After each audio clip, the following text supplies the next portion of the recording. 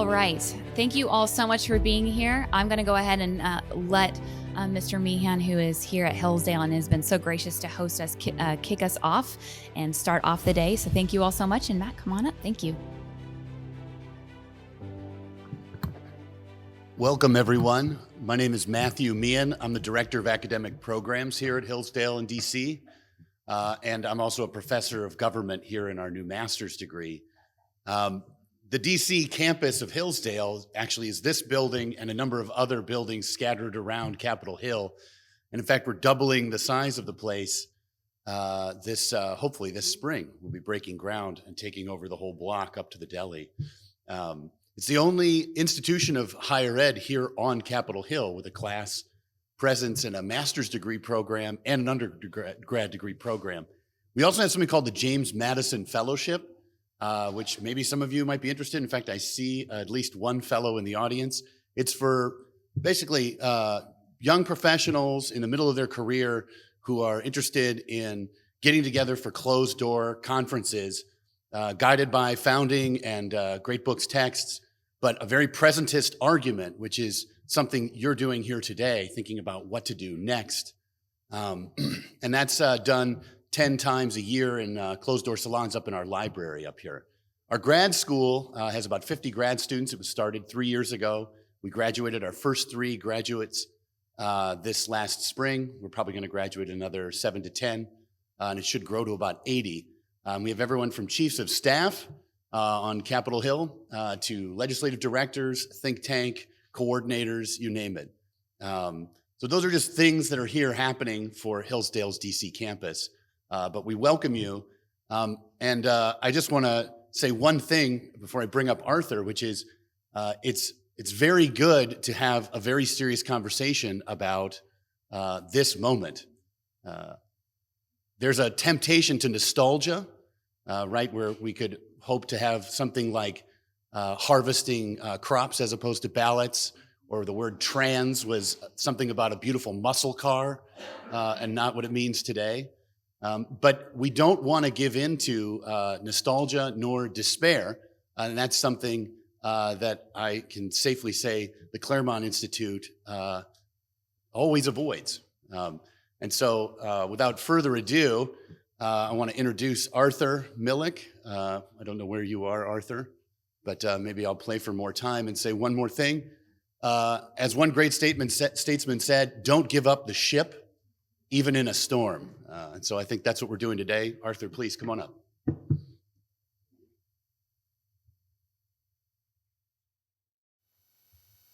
Thank you, Matt. Welcome, everybody. It's a pleasure to see you this morning. I'm Arthur Milikh, the Executive Director of the Claremont Institute Center for the American Way of Life here in DC. Remember how last week we thought we'd rule this town? And remember how quickly those hopes deflated? It's a hard come down. I see and hear a lot of dejection, but it's not totally warranted, I think. The Republican Party controls the House, and if the right is focused, there are plenty of things that can be done or at least begun. Now, to understand where we should go, let me briefly characterize how we should think about our current situation. Here's the bottom line. You're encircled, and the only way out is through. Every single national level institution not only opposes you, but more and more often wants to harm you. And they don't even hide it anymore. Much of the left is no longer involved in the politics of give and take. That era is over, at least for now. They know that we're in a cold civil war. And it's only parts of the right that don't see it, or they pretend not to see it. Look around for a moment at this vast array, this constellation of powers that is opposed to the right. Real powers, not fake rhetorical powers. It's not just the press, about which conservatives have been complaining for a generation. It's not just the universities, another favorite easy complaint about which we don't do anything serious, ever. Now it's the Fortune 500s, which the right for a generation thought they owned, which send billions of dollars every year to radical left-wing causes, to debank you, to fire you, and to let you know that your way of life is not acceptable to them. It's the federal apparatus, the administrative state, which can undermine or stop nearly any kind of presidential action or congressional reform, no matter how much you vote and scream. It's the intel state, which can persecute parents at school board meetings, run psyops on the American public, interfere in elections, arrest political enemies, and God knows what else they do. We really actually don't know.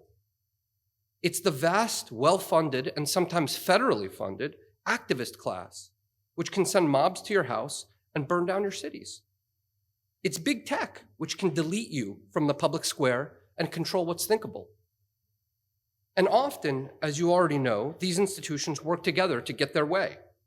What exactly does the right have to counter all of this? Well, the House, it has some key states too, of course, which are very important and will be more and more important in the future, but that is a topic for another day-long conference.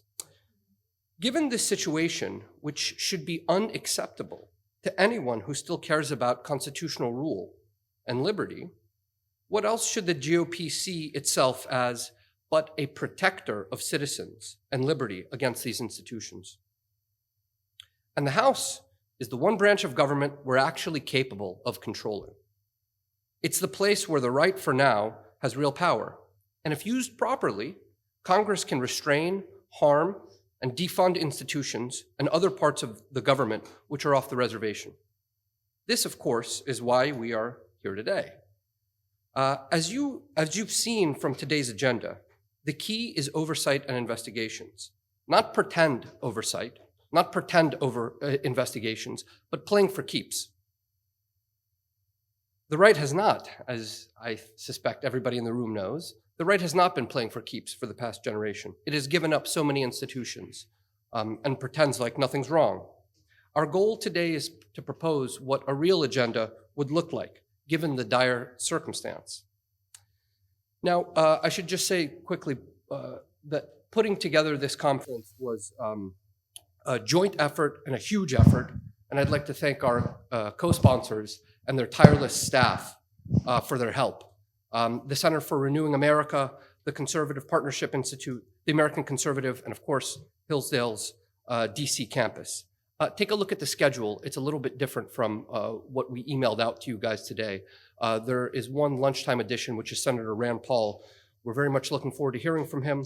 And now I turn it over to Sean Riley, who will moderate our first panel on the deep state and what to do about it. Thank you. All right. My name is Sean Riley with the American Conservative Magazine. Thank you all for being here. This first panel will address, the fact that we've seen a number of abuses, as Arthur mentioned, of the various agencies and the intel state over the last few years, ranging from the IRS abusing its powers, you may recall, to the investigation into Donald Trump, and so on and so forth.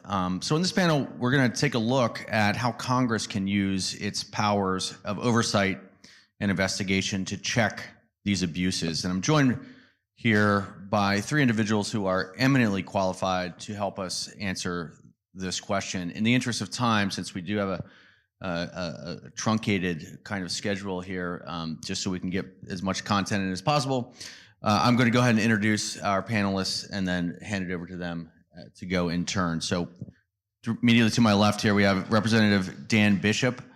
Representative Bishop is from North Carolina and was first elected to Congress in 2019. Over the last 3 years, Representative Bishop has seen firsthand from his assignment on the House Judiciary and Homeland Security Committees the dangers of unchecked bureaucratic action. During the 117th Congress, Representative Bishop was one of 19 Republicans to oppose the 2022 National Defense Authorization Act due to the reckless policies it contained, and he has been a steadfast voice against the federal government's approach to the war in Ukraine. Now preparing to represent the citizens of North Carolina's 8th Congressional District in the 118th Congress, Representative Bishop is set to become a leading voice against abuses by the intelligence agencies and the administrative state. Julie Kelly is a senior editor at American Greatness, a political commentator, and the co-host of Happy Hour podcast with Julie and Liz. Is that correct? Okay. So, Her essays have appeared in the Wall Street Journal, The Federalist, Forbes, The Hill, and National Review. She is the author of January 6th, How Democrats Used the Capitol Protest to Launch a War on Terror Against the Political Right.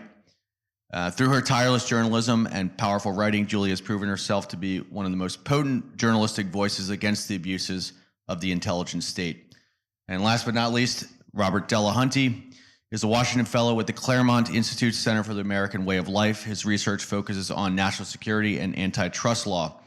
He was the Lejeune Chair and Professor of Law at the University of St. Thomas School of Law in Minneapolis, Minnesota. Before that, he was a senior executive in the senior executive service at the Office of Legal Counsel in the U.S. Department of Justice. He's also served various other roles, including in the White House Office of Homeland Security, Special Advisor to the Solicitor of Labor at the U.S. Department of Labor, and Special Advisor to the Assistant General in the Civil Rights Division of the Department of Justice. And he was an associate at Sullivan and Cromwell in the litigating division, and has also taught philosophy at Durham University in England and Oriel College, Oxford. Please welcome our guests, and I'll turn it over to Representative Bishop. Thanks, Sean. Thanks, everybody, for being here. Thanks to my co-panelists. It's an honor to be here with both of you guys. Had an opportunity in 3 years to meet a lot of fantastic people who are in the cause of freedom, and that in itself is inspiring. Julie, in particular, I had occasion to work with recently as I prepared for a hearing, and every time we have an opportunity to make additional connections, we strengthen the possibility of restoring freedom, restoring the sound operation of the Department of Justice and FBI, and I'm grateful for all of that. I guess by way of opening, and perhaps in response to the opening remarks that were made, I'm a firm adherent to the notion, the biblical notion, that you give thanks in all circumstances. Look for silver linings.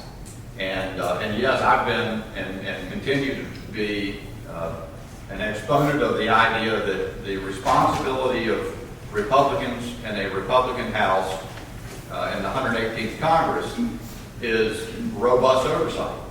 We obviously need to lay out legislative priorities. We need to pass laws in the House, pass bills in the House that we wish to become law, but we know what the obstacles were that were pretended, even however the election may have come out, and that the Biden administration would still be in place, and we're unlikely to overcome vetoes, but the power that we clearly would have is the power of oversight. And the abuses are widespread. There's been rhetoric that I fully agree with, that every committee in Congress should be an oversight committee, but no place more significant than the House Judiciary Committee, that Jim Jordan will lead, and it was my main objective at this early point in my career in Congress to get on, and that is a fantastic team of Republicans on that committee. And also, I will say, far more disappointing, frankly, to this point, but the opportunity for new leadership on the House Committee on Homeland Security, which needs to become a real robust oversight committee. We obviously will have the problem that will confront us, I think, very clearly, given that we have a small majority, not all of which is by any means conservative and prepared to move forward on these issues, is will we be able to maintain the resolve that will be required to exercise oversight power in a robust, creative, relentless way. So, that will be the challenge, but I think we need to get to it, and I think there's much to work with. That role will be to expose for the American people in a way we've been unable to do just by firing shots from the peanut gallery. What is at stake, what has gone wrong, what can be done to correct it. So with that, and looking forward to talking further, I yield. Thank you, and thank you. I want to thank Dan Bishop because he has been very helpful in his staff and starting to expose the corruption at DOJ, and Robert too. I just met him. Stellar resume, but no podcast. I'm noticing. At the conclusion of the, what I call the Gretchen Whitmer Fed-napping hoax, which was the entrapment scheme engineered by dozens of FBI supervising agents, undercover agents, and informants to make it look like white supremacist militiamen loyal to Donald Trump tried to kidnap Gretchen Whitmer before the 2020 election. At the conclusion of that hoax, one of the supervising agents said to one of his FBI informants, one of the lead informants, "Don't let facts get in the way of a good story."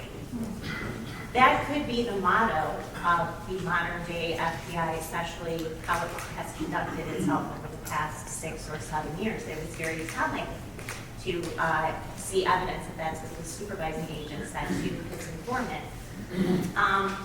What Representative Bishop is saying, is what all of us are a little hopeful and fearful about, is that with the slim majority, Republicans will not stick with their resolve to do what needs to be done with these agencies, specifically the Department of Justice and this FBI.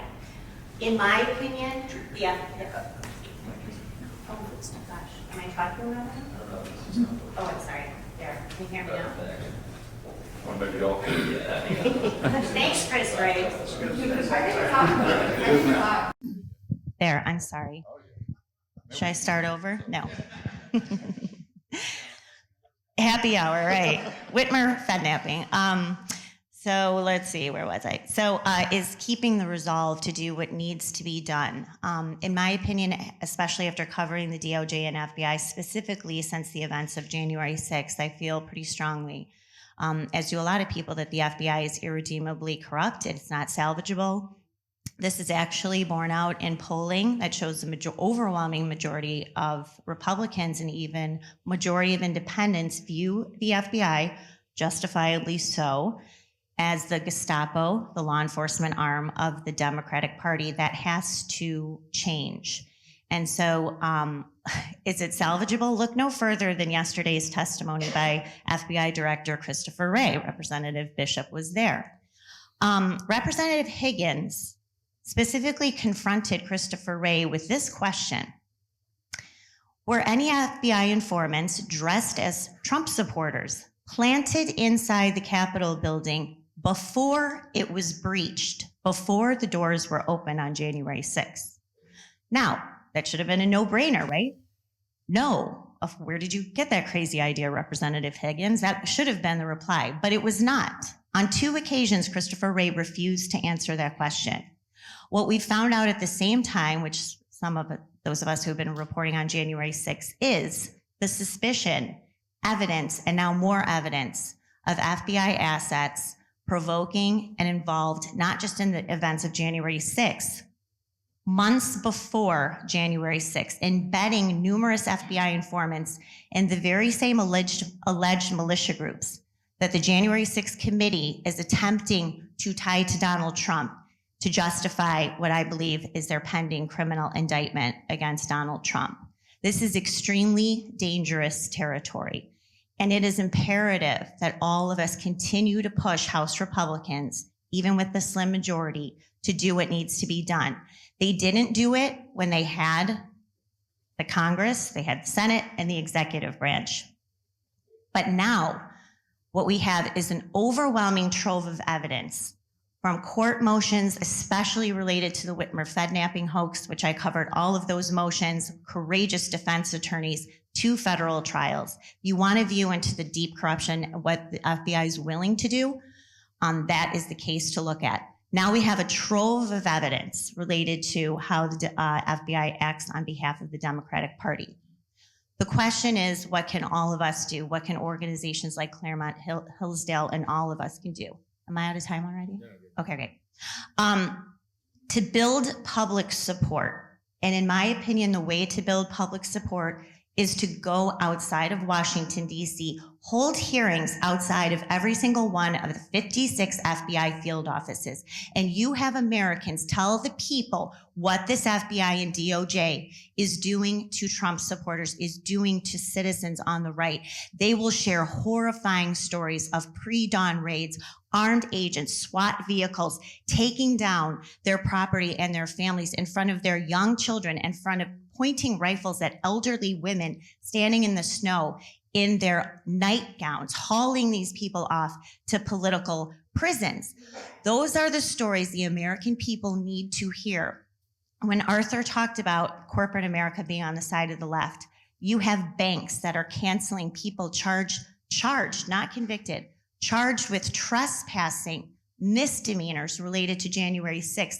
These people have ended up on TSA warning lists, terror lists, where it takes them hours to go through multiple layers of security before they can get on a plane. Trespassers, not even people who assaulted police officers.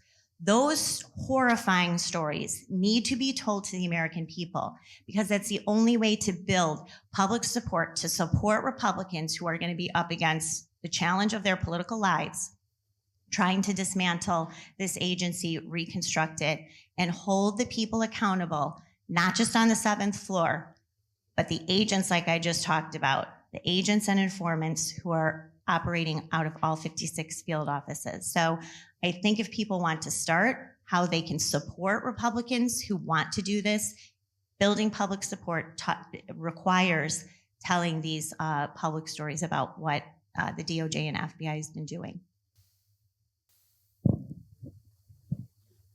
Thank you. First of all, let me say this is my launch here, and I am delighted and honored to be part of this program and the work of this center. And I'm particularly honored and delighted to be on the same panel with two people I admire so much, who really love the country and its past and its traditions and its freedoms and its institutions. I'm really honored to be here with both of you. Thank you, Rob. Let me just say a little bit about myself. I'm retired now, and I live in a safe haven in southern Utah in the desert, where I hope it's going to be hard for them to get me. But in my past lives, I was for about 18 years in the bowels of the federal bureaucracy, in the deep state, in the Justice Department, and then briefly in the Labor Department as well. And for about a year, I was on detail after 9/11 to the White House Office of Homeland Security, which is where I was, in a way, present at the creation of the Department of Homeland Security. So I have some knowledge based on my experience in the government of how the agencies in the deep state work, including the Department of Justice itself, of course, but also the FBI and the DHS. And after leaving the government, I spent about another 18 years teaching mostly constitutional law, but also international law at the University of St. Thomas Law School in Minneapolis, which was also another kind of present at the creation moment for me, because it was a brand new faith-based law school at the time I went there. Our topic today is vital. What is the Republican Party as a whole and the Republican majority in the House of Representatives to do in the next 2 years? And let me say this.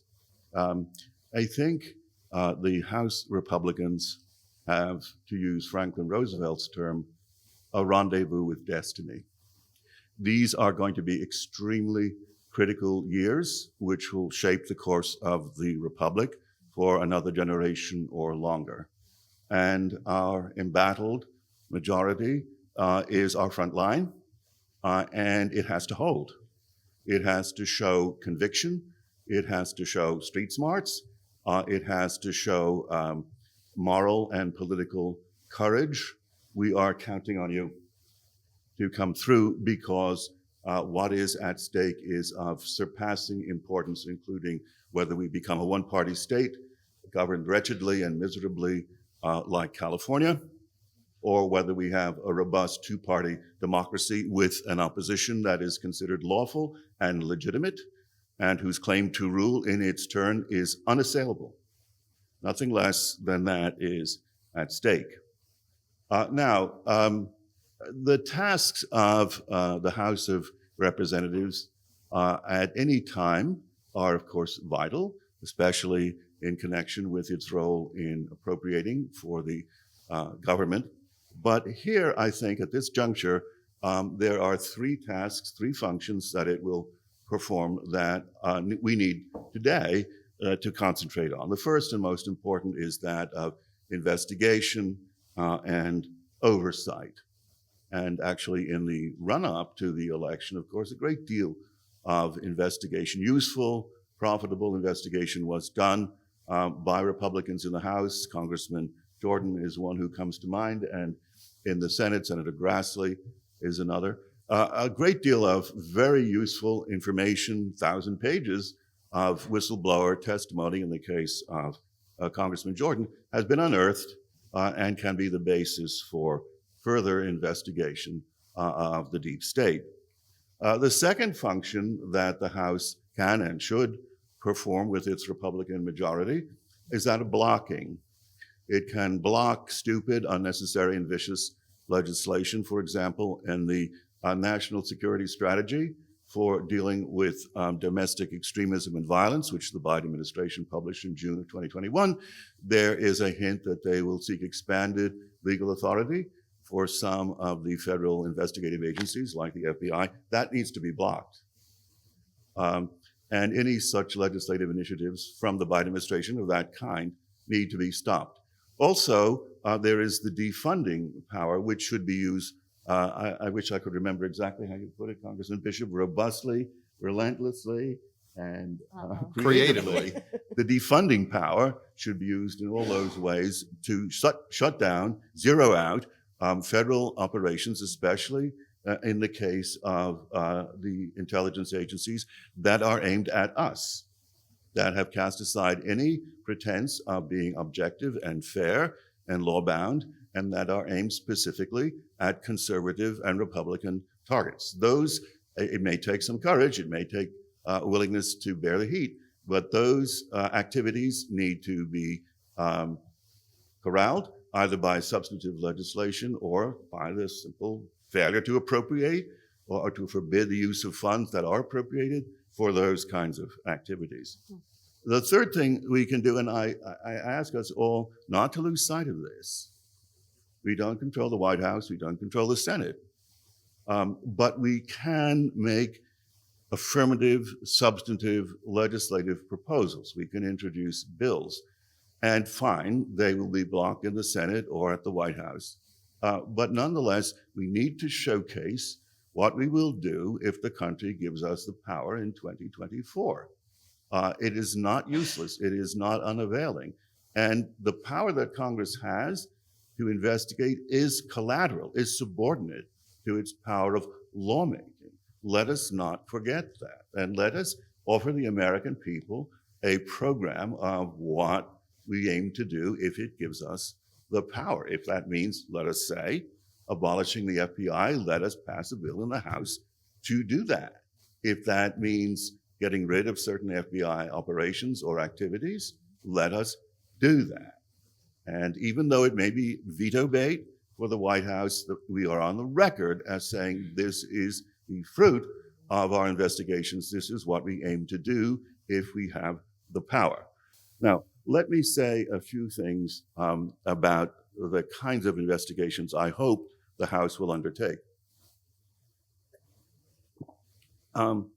Arthur asked me yesterday to say a few things about the Church Committee, which, of course, as you will remember, in the late 1970s, after the Watergate scandals, spent some years in investigating and probing and reforming the intelligence community, notably the FBI, but also other agencies that had been corrupted during the Nixon administration. And we have a situation like that today. But I'm not exactly going to hold up the Church Committee and the House version of that, which was the Pike Committee, as a model, because times are different, and I don't think those models apply exactly.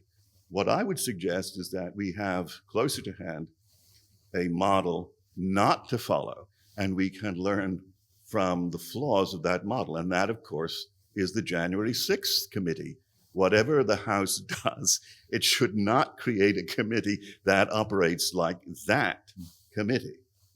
In particular, I think we should bear in mind throughout that investigation does not mean having a revenge party, feasting on revenge. I think the American people are rather tired, at least I am, of a politics of revenge and denunciation and exposure. It wants something creative. It wants actually policy.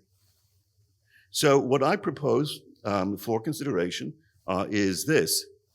First of all, to be the non-January 6th committee, the new House Investigative Committee should make a genuine, good faith effort at being nonpartisan.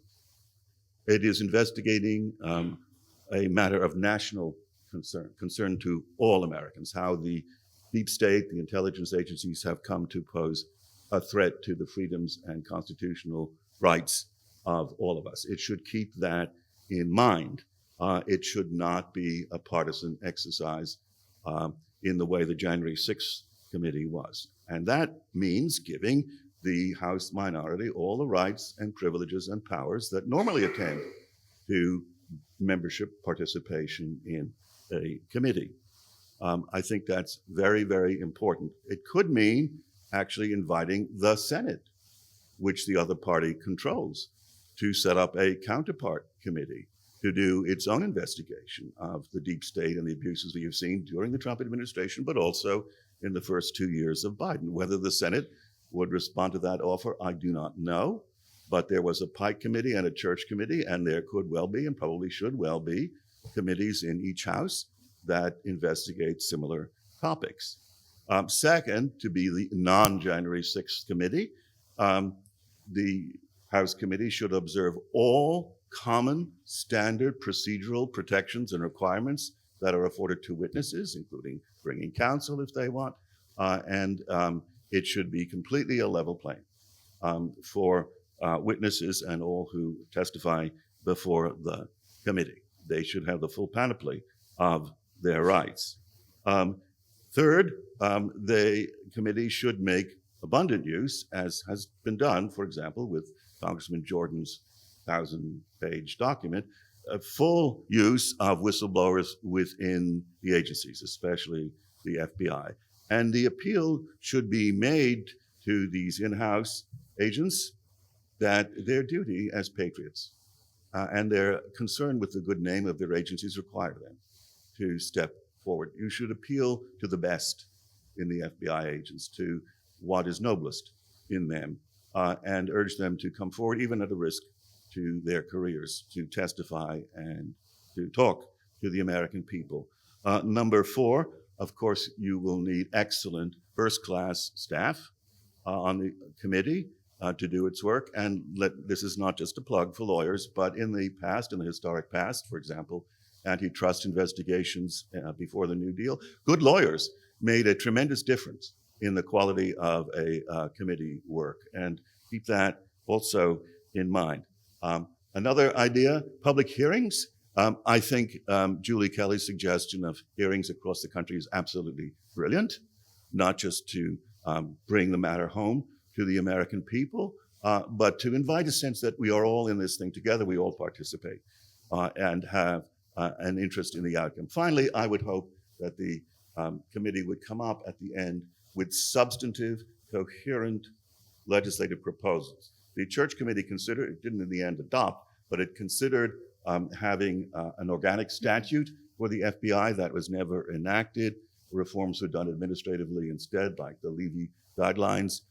I suggest that the committee should remember that the outcome of its work should be a legislative proposal, and it may be that would take the form of an organic act for the FBI. All right. All right. Thanks so much for those comments. It's a Goldilocks thing. Yeah, exactly. Too much or too little. We will turn it over to the audience for some questions in a moment, but did either of you have additional comments you'd like to make? Julie, did you want to go first and add anything to what you already said? No, I'll just hear for questions. I think I'll just use the opportunity to respond to questions and add in whatever I've gotten at that point, if anybody has questions. Sounds good. We have one. But I stand ready to talk if need be. You're our congressman after all. Yeah, exactly. Thank you. One of the powerful things about Julie's work is she's been telling the stories of what's gone on, and that has an impact. And Congressman, you know from getting elected, you have to talk to people about where they are. It feels to me like as we head into a great debate on policy, the American people need stories, the narratives of what's happened, and we have a very difficult time fighting through the mainstream media and big tech. Witness the coverage of, I'm sure Director Wray testified yesterday because it was after the midterm elections, right? Because the narrative has to be swallowed up by whether Kevin McCarthy and Mitch McConnell are best friends or not. So I'm not sure what happened. There you go. The NSA. Oh, there we go. They're adjusting. So that my question is, how do you expect to get past that? Because great debates on policy are really interesting, but the narrative that people are hearing is really broken. Much of the country thinks the January 6th people were organized to take over the country. They really do. And Julie fights hard to take it back, but Julie's one voice, and I think we have a problem that oversight on policy will not cover if we haven't a significant effort to change the narrative. It's almost beyond a challenge we can comprehend. I think that's right. If I may go first, I would say that I think the challenge is for members to recognize, first, it's sort of a humble approach. That is, I had an occasion to attempt to draw out Matt Olson, the Assistant Attorney General for National Security Division, with a quick sort of rendition of what the Whitmer kidnapping plot appears to be. I actually did a really terrible job of it, but it got a tremendous amount of exposure because I got the core of it from Julie's work, all of it from Julie's work. I really did a bad job of rendering it and asking the question. If I had done it just but you've got 5 minutes to work with. It goes in an instant. And so I think what you got to recognize is how dependent every one of us are and all of our staffs are on good input from folks out there. There's a person in this room today who's a businessman from, actually I've changed my district around, but from my district. I didn't know he was going to be here. He has an important and thriving business. He doesn't have time arguably to deal with this sort of stuff, but I've received constant input from him by text. I'm not going to out him in front of everybody because he might not want to be. But I think that's an invaluable source of stuff. Sometimes I can't respond to it. It's kind of like the print buffer on the old dot matrix printers for old people who are old enough. If it just got too much information, came in too fast, the document would just end without all of it. So that happens to me, and I think some people over the course of time may take offense at that, but I mean it. I don't think we can do these stories unless we get the input from the people. And our tool, the deep state has all of the resources in the world drawn from the American taxpayer. We've got to rely on the resilience and resourcefulness of the American people. So I think that's it. Julie tells fantastic stories. I think about the story of, is it Matt Houck? Is that his name? The pro-life protester who, the SWAT team burst into his home at gunpoint with 7 children, and depicting that. I only have a little glimpse of what that was like. I need to learn more about that. Somebody's got to provide that to me so that I can then use it somehow. One tool that will become, and this is a little bit of a jarring leap perhaps from what I was just saying, but one tool that I think will be, that makes apparent how much we don't have a massive majority that's going to be hell-bent on, are we going to do a select committee, a church committee? Are we sure we're going to be able to sell that? Are we going to be able to enforce our subpoenas? I don't know that the small majority will do that. But even just getting past that 5-minute limit, asking questions to Mayorkas. I asked Mayorkas yesterday if he maintains the border still secure. I thought it was important to do that. I had time for one more question of Ray, and it didn't really get anywhere. Somebody from the Democratic side asked him what he needs. Here's what Ray said in response to that. Chris Ray said the FBI needs. He says he wanted to emphasize how great the 38,000 who work for the FBI are. And to be sure, I think many of those folks are absolutely great. But he lauded that. And then he said, the only other thing he said was, we need to renew our 702 authority, our FISA authority. They've done nothing, not one thing. And by the way, it's important to say too, it isn't just the FBI. It's the DOJ. Mm-hmm. It's as much the DOJ, maybe more the DOJ, where the policy people are, that sort of always gets a free pass, and we focus on the FBI and say it's fundamentally corrupt. They have a tremendous burden of proof to come to Congress to say that their authority should be renewed under FISA. And they've not even undertaken it a bit. They act as if there's no question.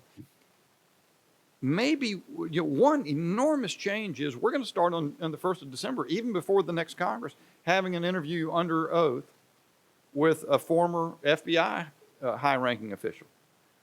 That is a tremendous change. I get to get questions answered, not only in 5-minute snippets, but at length. And Robert, I think what you said is exactly right. The temptations being what they are, this small majority will probably discipline us to proceed in an appropriate way. After the Trump raid, we put out a tweet that said we need to smash the FBI into 1 million pieces. I regret the tweet. I actually don't believe, as I sit here, that we can abolish the FBI unless we do something to replace it. I mean, it does have an extraordinarily important law enforcement function, but I don't doubt that it needs to be fundamentally changed, and it has gone way off the rails. So I think learning and using every tool at our disposal, proceeding in a humble way, receiving input from all those who are out there making connections as fast as we can go to get new stories. That's how we do it. And then you build careful reform ideas, Robert. I think you're right. Decentralizing's part of it. You actually made reference to some things that came out of the church committee. I don't even know in detail. I've read a book about church committee. So yeah, we've got it. We're going to have to work really hard. It is not going to be easy, and we're not going to be proceed from now we got the power, we're going to get them. Those are my random thoughts. Julie? We only got a couple of minutes left, so Okay. go ahead. I mean, go ahead if you have something to say. But No, I just wanted to support what Dan was saying. I also want to dovetail with what Robert was saying in terms of the power of the purse. The most dangerous man in Washington, D.C. in the country is a man named Matthew Graves. He's a U.S. attorney for the District of Columbia, a Biden campaign advisor. His wife runs a very radical left-wing nonprofit in Washington, D.C. He is the one that has accelerated this prosecution of January 6ers. Think about this. Yesterday, the FBI arrested 3 people. More than 22 months later, 3 people on trespassing misdemeanors. This is not ending. They're trying to round up thousands of these Trump supporters, destroying their lives. Those are the stories that need to be told. And we can push Republican House members all that we want, and we can criticize them. But if we don't step up and help them offer some sort of infrastructure to tell these public stories and build public support, then we really only have ourselves to blame. Very briefly, David beat Goliath. That's good. We have the strength of thousands. We should not overestimate the power of the opposition, even though it does control the media and therefore the narrative.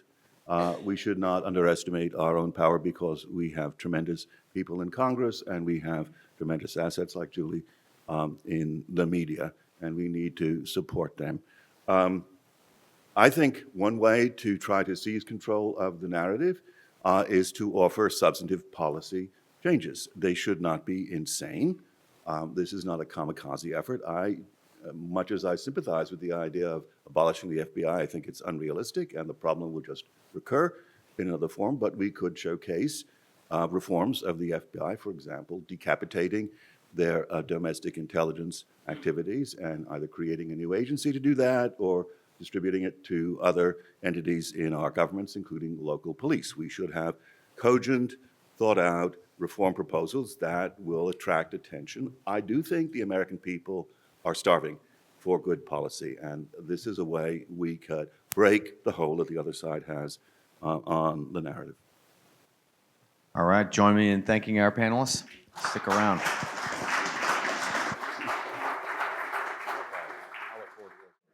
All right, everyone. Thank you so much for being here. My name is Rachel Semmel, and I'm with Center for Renewing America.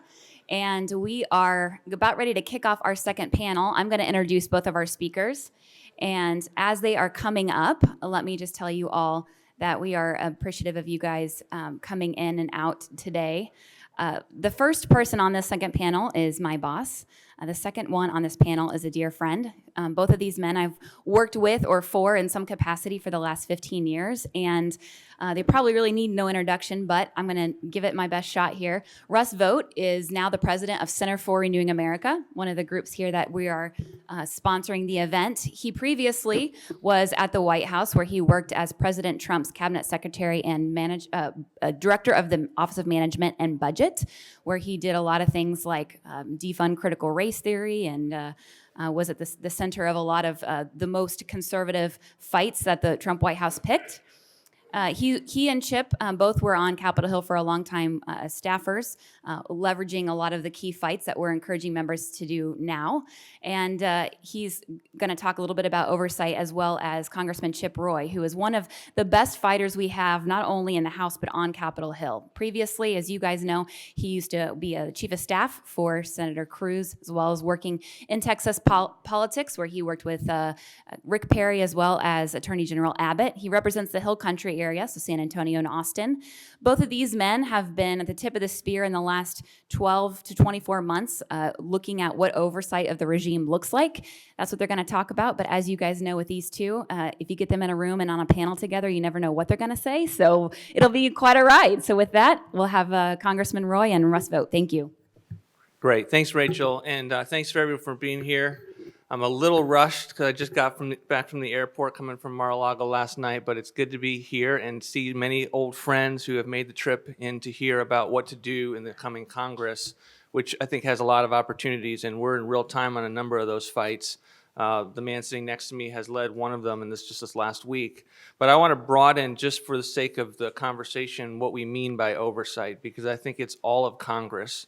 And I think if we think of it just as an oversight hearing, depositions, we will miss the mark. It's not the way Congress works at this point. It's too decentralized at times, and yet it's too centralized at times. It's a mess. It is a broken process. It's one of the reasons why we're fighting so hard to have a speaker that would allow for an all of Congress set of oversight when it comes to something like a church committee, or investigating what needs to be done to figure out what did our agencies do with regard to COVID. These are all things that need to have serious thought on. So in my mind, you don't necessarily think of it as oversight, but the spending process is a vital part of that. Oversight doesn't work. Depositions don't work. They don't give documents without the power of the purse that comes alongside of it. And this is something that has just largely been unwilling to be used by Republicans. It's also something that can't be trusted by the Appropriations Committee. The Appropriations Committee is not built out with conservatives. There's maybe one or two. And so that's a real problem. So that's another reason why you need leadership to impose on the appropriations process. Look, guys, you are going to be linked up with the Judiciary Committee as to what they need in terms of oversight. And that's going to be something that you have to be willing to have some of what this town would call confrontations when it comes to potential government shutdowns, or you will never get anything. So there's a lot of things that needs to be done on that front. Debt limit is another thing. It's a leverage point. It's all about leverage points, I think, at this point, when you have the numbers that we have, to be able to leverage the administration to find out what's going on, to be able to stop what's going on, and then to change and reform at the margins with what you can do in the House. So having set that stage a little bit, let me turn it over to Chip and just have him talk through his lay of the land for the coming year and how he thinks, in his mind, conservatives leadership should be thinking about getting a handle on this woke and weaponized regime. Well, thanks, Russ. Thanks, Rachel, for the kind introduction. Thank you all for being here. Thanks to Hillsdale for hosting this. And Russ is one of the best. Let me just start with saying that. And he was a dear friend in the administration, a dear friend previously on Capitol Hill, and now at Citizens for Renewing America. So appreciate that very much. Look, the genius of the founders is that we have to go out every 2 years and talk to them. In the House. People lament that. They say, oh my gosh, you have to keep campaigning. It's actually the genius and the beauty of the system. And every one of my colleagues goes out and they campaign on all these things, cutting spending. They talk about let's hold the FBI accountable. Let's the COVID tyranny, it was terrible. DHS, they're not securing the border. You think every Republican campaigned on those things? Well, why are we going to come back to this town and fund all the things that we campaigned against? Yet that's what they'll do. And how in the hell is that oversight? Everybody I talked to when I was out campaigning said, Trey Gowdy, that was interesting. What happened? Right? What was the result? It ain't enough to have some hearings and haul some people in and yell at them a little bit. We need actual accountability. And you're only going to get actual accountability if you've got leadership who is setting out a vision to achieve actual accountability, which means linking up the important part of oversight of exposure. Yes, we need to do that. The American people need to see a lot of the things they've not been seeing. But then you need to connect that with the actions of government. And you need to connect that with the power of the purse, which in Federalist 58, James Madison made preciously and very clear that the power given to the Article I branch, particularly the House of Representatives, to check an out-of-control, tyrannical executive branch, that power of the purse must be used. We will not change this country if the House of Representatives refuses to use the power of the purse for accountability. And you can't have oversight if you're not willing to use the power of the purse for that accountability. And the entire conversation we're having this week about leadership and demanding change, and I was very clear yesterday when I nominated my friend Andy Biggs for Speaker of the House, and when we had 36 no votes yesterday, we were sending a strong statement that no one in this town has 218 votes, and we better damn well start figuring out what kind of leadership we're going to get to 218 votes that has a vision and a plan to carry this country forward, a vision and a plan to hold this administration accountable. And that's what I think we need to be focused on. This is a holistic approach. You can't take oversight and just say, we had some hearings, right?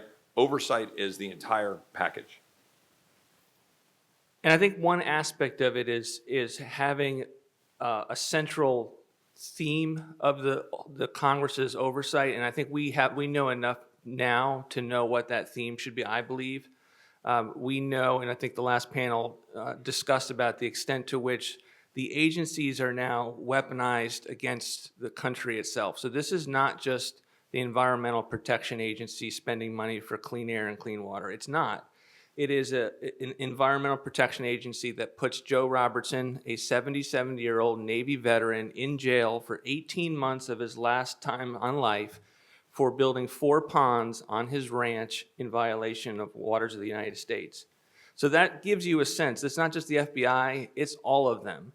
And it's also woke, the extent to which it's not just the Department of Education, it's the Department of Education that's spewing $80 billion or so into the schools, and it's all of a CRT nature. It's all of a cultural Marxist perspective. And so there is a new urgency for these spending/oversight fights. And to Chip's point, if we are ever going to save this country, it's going to require the ability to go back to use the tools that have been on the table constitutionally ever since the founding. And we've gotten to the point from a political perspective, we are now unwilling to use those tools. And so part of our work is to shine a light on the tools that have not been used in a while. They've been used at the margins. We're going to put in a committee report that we want some information. That's not what we're talking. We're talking about defunding a part of the agency so that it goes away if it's been proven to be orchestrated against the American people. That's what we're after. Yeah, and look, and we can take this conversation on where we could sit here for 6 hours talking about this stuff. I think it's important to know the extent to which this administration, and most people in this room understand the extent to which this administration has weaponized the federal government against the American people. We need more Americans to know that. But I think the Americans are feeling that, and they see it, and we've got to do something to expose it and do something about it. You can't, I've gotten to know Scott Smith very well, the father in Loudoun County, Virginia, which is personal to me because I went to high school in Loudoun County, Virginia. And I actually took my SATs in one of the schools where one of those girls was assaulted in Loudoun County, Virginia. So I reached out to Scott Smith about 13 months ago before Merrick Garland came before the House Judiciary Committee to ask him if it was okay for me to use the example that of what he experienced, what his daughter experienced. I don't want to politicize a tough thing for a family. So I've gotten to know Scott, and he's a good man. And the Department of Justice was very clearly collaborating with the National School Board Association, with the White House, to politicize targeting a father, a citizen, for walking into a school board meeting in Leesburg, Virginia, to challenge that school board for what happened to his daughter. And he was being made the poster child for the Department of Justice, the federal Department of Justice in Washington, D.C., to be labeled a domestic terrorist. Now, I can go through 10 examples. That one is enough for me to want to burn the place down, okay? I'm not talking about nibbling around at the edges. Burn the place down. We have got to start over, start from scratch about how we focus on any kind of federalization of power. And that's what needs to be done. And in Washington, we have Republicans who just walk around. Go back to 76 and Reagan and pastel colors versus bold colors. Now's a time for bold colors. Now's a moment to actually lead. We saw what happened in Florida with Ron DeSantis, who took on the woke establishment. And he dominated. Florida dominated. And you go look around other places around the country, right? We saw Greg Abbott did well in Texas. We had governors across this country do well, like Lee in Tennessee and other governors across the nation. But what did we do in Washington? We lost the Senate and we're holding on to a 3 to 5 seat majority in the House because we didn't take the kind of action that's necessary to be bold about what we need to do. These things deserve that response. The National School Board Association, what we're dealing with, obviously, with the FACE Act. You guys are familiar with that, right? The Department of Justice is still stonewalling our request for the FACE Act prosecution data that we're seeking. And if you know what we're talking about here, it's they've used this statute to be able to go after someone for literally exercising their First Amendment rights to go to an abortion clinic and protest or let their voice be heard. And you end up with a SWAT team in front of a family on a Sunday morning because the Department of Justice is exercising their power wrongly. And we need to do something about that. So I've called for the creation of a church-style committee, and I know there's been discussion about this thus far. And what I mean by that is not exactly, take the literally, this is how they did it in the 1970s and copy and paste, and this is kind of how we're doing it today. That's not what I mean by it. What I mean by it is the precedent of in that case, Senate. In the House, it was an all-of-House committee, the Pike Committee, to be able to go wherever the evidence goes, to be staffed up with 150 investigators, to make sure that some of the jurisdictional lines, like judiciary doesn't have the ability to go into intel doesn't have the ability to go into law enforcement, the executive agencies play each other against it on those grounds. Judiciary doesn't have the same ability to declassify. We know we're going to have to declassify. And I also want to make sure that when you use the word church, you're sending a historical message right at the fourplex of the deep state to say, we are coming after you at the only time of your vulnerability historically, and that's why we're doing it. Now, we need to write it better. We need to have reforms where it leads to something. But I want to get your take on where you think that is, and this whole debate about whether this should be done standing committee by standing committee and where the rub is on that. So I think it's a very good question. And the reason that I think that a church committee style effort, and it doesn't have to be an exact replica, but a church committee model is critically important is because, look, it's really hard to cut through the noise for the American people to understand exactly what we're doing, right? They'll see if we have 14 or 20 decentralized, oversight efforts with random hearings on C-SPAN that pop up in the news every once in a while.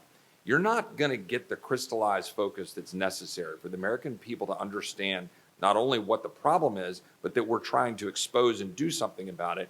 If you don't have a coordinated effort that everybody understands, Republicans are taking on the weaponization of government, the weaponization of the federal deep state.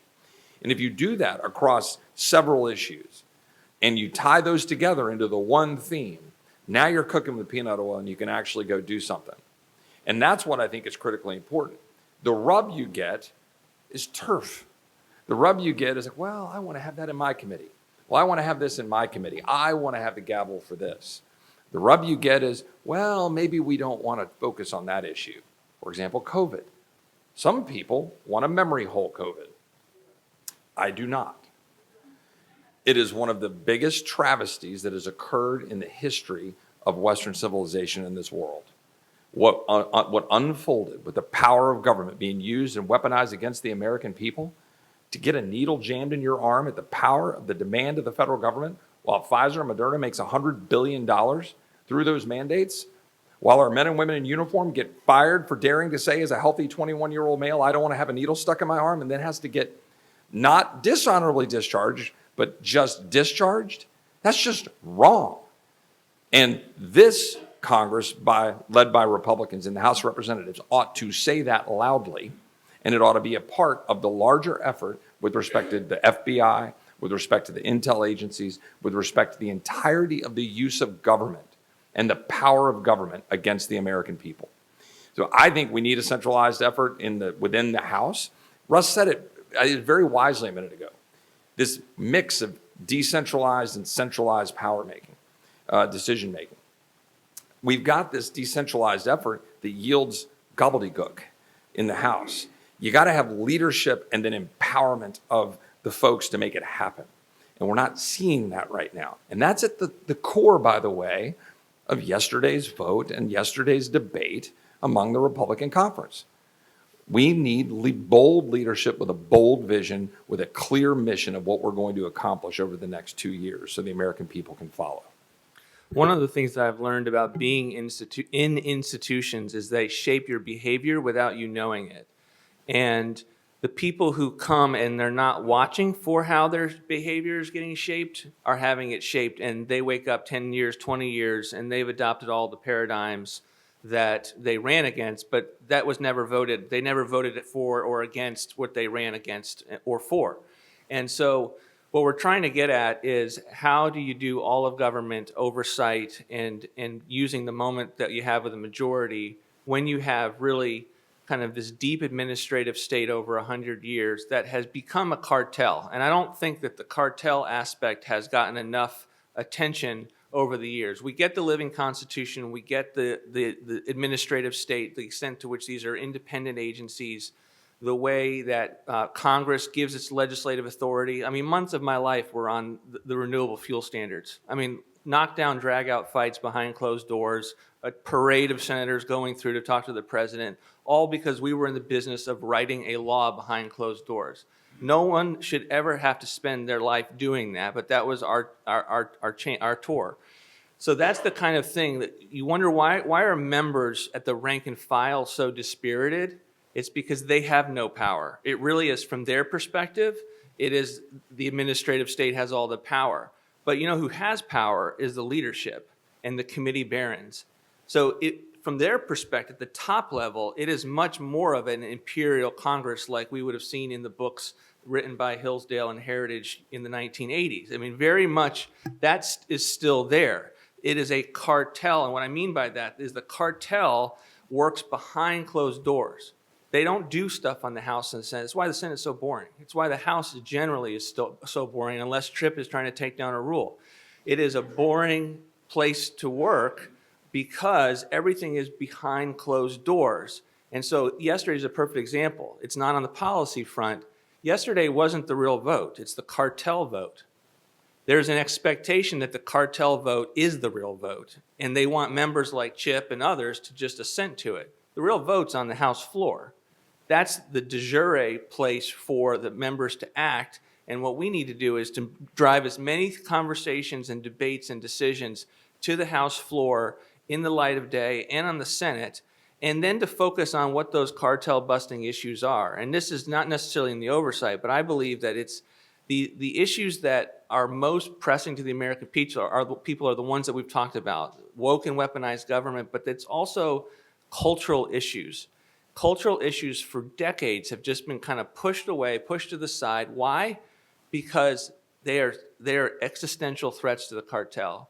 If you say to a member, I want you to go home and explain to your constituents why you did not defund Planned Parenthood, and the answer out of your mouth is, well, John Boehner said I couldn't do it, or he said it was not possible, that's not a conversation you're ever going to win. You're ever going to win. And so there is a reason why the cartel creates fake fights. They call it member management. I always thought that they were just talking about getting some member on a Codel. No, it is designed to distract away from the real fights. That's why it is so important to get a leadership team that focuses on the real fight in a consistent way. And I think these 2 years are critical because they allow members to talk about risky issues and learn how to talk about stuff that it does have more risk than talking about tax cut. It does have more risk than deregulation. Chip. Yeah, I mean, going back to the DeSantis point in Florida, right? Being willing to just go fly right into the sun of Walt Disney. Like, you know, most leaders, the cartel in this town would say, "Oh, you can't touch Disney. It's Disney." But DeSantis went right at him, took it right to him, and won 60-40. Look, the American people are hungry for leadership. They're hungry for people to stand up and to defend them. And what Russ was just talking about is so critically important, right? We haven't had a vote on an amendment on the floor of House of Representatives in open debate since May of 2016. Every amendment has gone through the Rules Committee, Cardinals, Cartel process. You are told what you will do. And I'll make this last point. I know we're hitting the wall and on time. Get to Q&A or whatever rules I'm supposed to follow. But look, I was having a debate with a leadership staffer yesterday, and they said, "Well, what's your problem?" I said, "Look, it's a thin majority. You guys are going to have a lot of say. You're going to have a lot of power." It's like, I don't. It's not about power. This is about figuring out how we're going to fix this place and get things done. And you guys go in there and you say, "Well, you'll be able to have an impact in the Rules Committee." And here's how this will work. The Rules Committee under the majority will take the National Defense Authorization Act as a must-pass bill. They will jam it through the Rules Committee, and then they will look at me and they'll say, "Chip, you got to support this on the floor." And they'll say, "You got to support this on the floor no matter what's in it, no matter how much it spends, no matter what it does. To keep spending on woke departments at the Department of Defense, you got to suck it up because why? Pay raise for the troops or some bombers or some helicopters." Or they'll go in there and say, "Well, you're just going to have to ignore the draft our daughters provision." Well, hold on. I want an amendment to talk about draft our daughters. No, you don't understand. We just got to move this through, right? That's the way it works. Now, I want to flip that script. I want them to have to take the tough vote, right? I want to be able to put a righteous bill on the floor and say, "Why don't you support that? Why don't you go to the American people and explain why you don't want to have an NDAA that actually focuses on a military that blows crap up and kills people?" Because that's what it's actually supposed to do. So I think we need to flip the script, and that's what this whole debate is about right now. All right, we've got time for questions, and who's got the roving mic? That gentleman, there you go.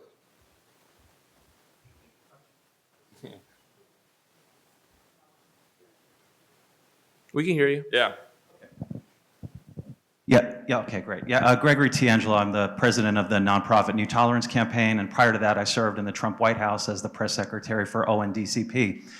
And Russ, I 100% agree with you. It's not just the FBI. It's not just the DOJ. It's literally every federal agency that has been corrupted. And one of the most eye-opening things I saw in my time in the Trump administration was just how many leftists have infiltrated every federal agency, to say nothing of the so-called conservatives who aren't supporting the president's agenda, but that's a conversation for another day. My question is, how did we get here? Like how is the left always so successful at burrowing into all these federal agencies? And they're there for decades. And then secondly, how can we fix that? I'll start and I'll give you one line. We keep funding them. I think there's that, and I also think that they are committed to the business of government in a way that our people generally are not. Even when we have great conservative staff, they are largely congressional. And so, I'm thrilled some of our partner organizations are here that are changing that. They're setting up organizations to train and equip so that a new administration has the ability to know and not have to figure out what's going on. It's mission critical because it's not easy. I mean, I knew probably more about going into OMB as a former budget policy person than most. My mentor had been deputy there. I knew it. But to see the place at work, what offices needed to be empowered, what processes need to be changed, and that was a small agency.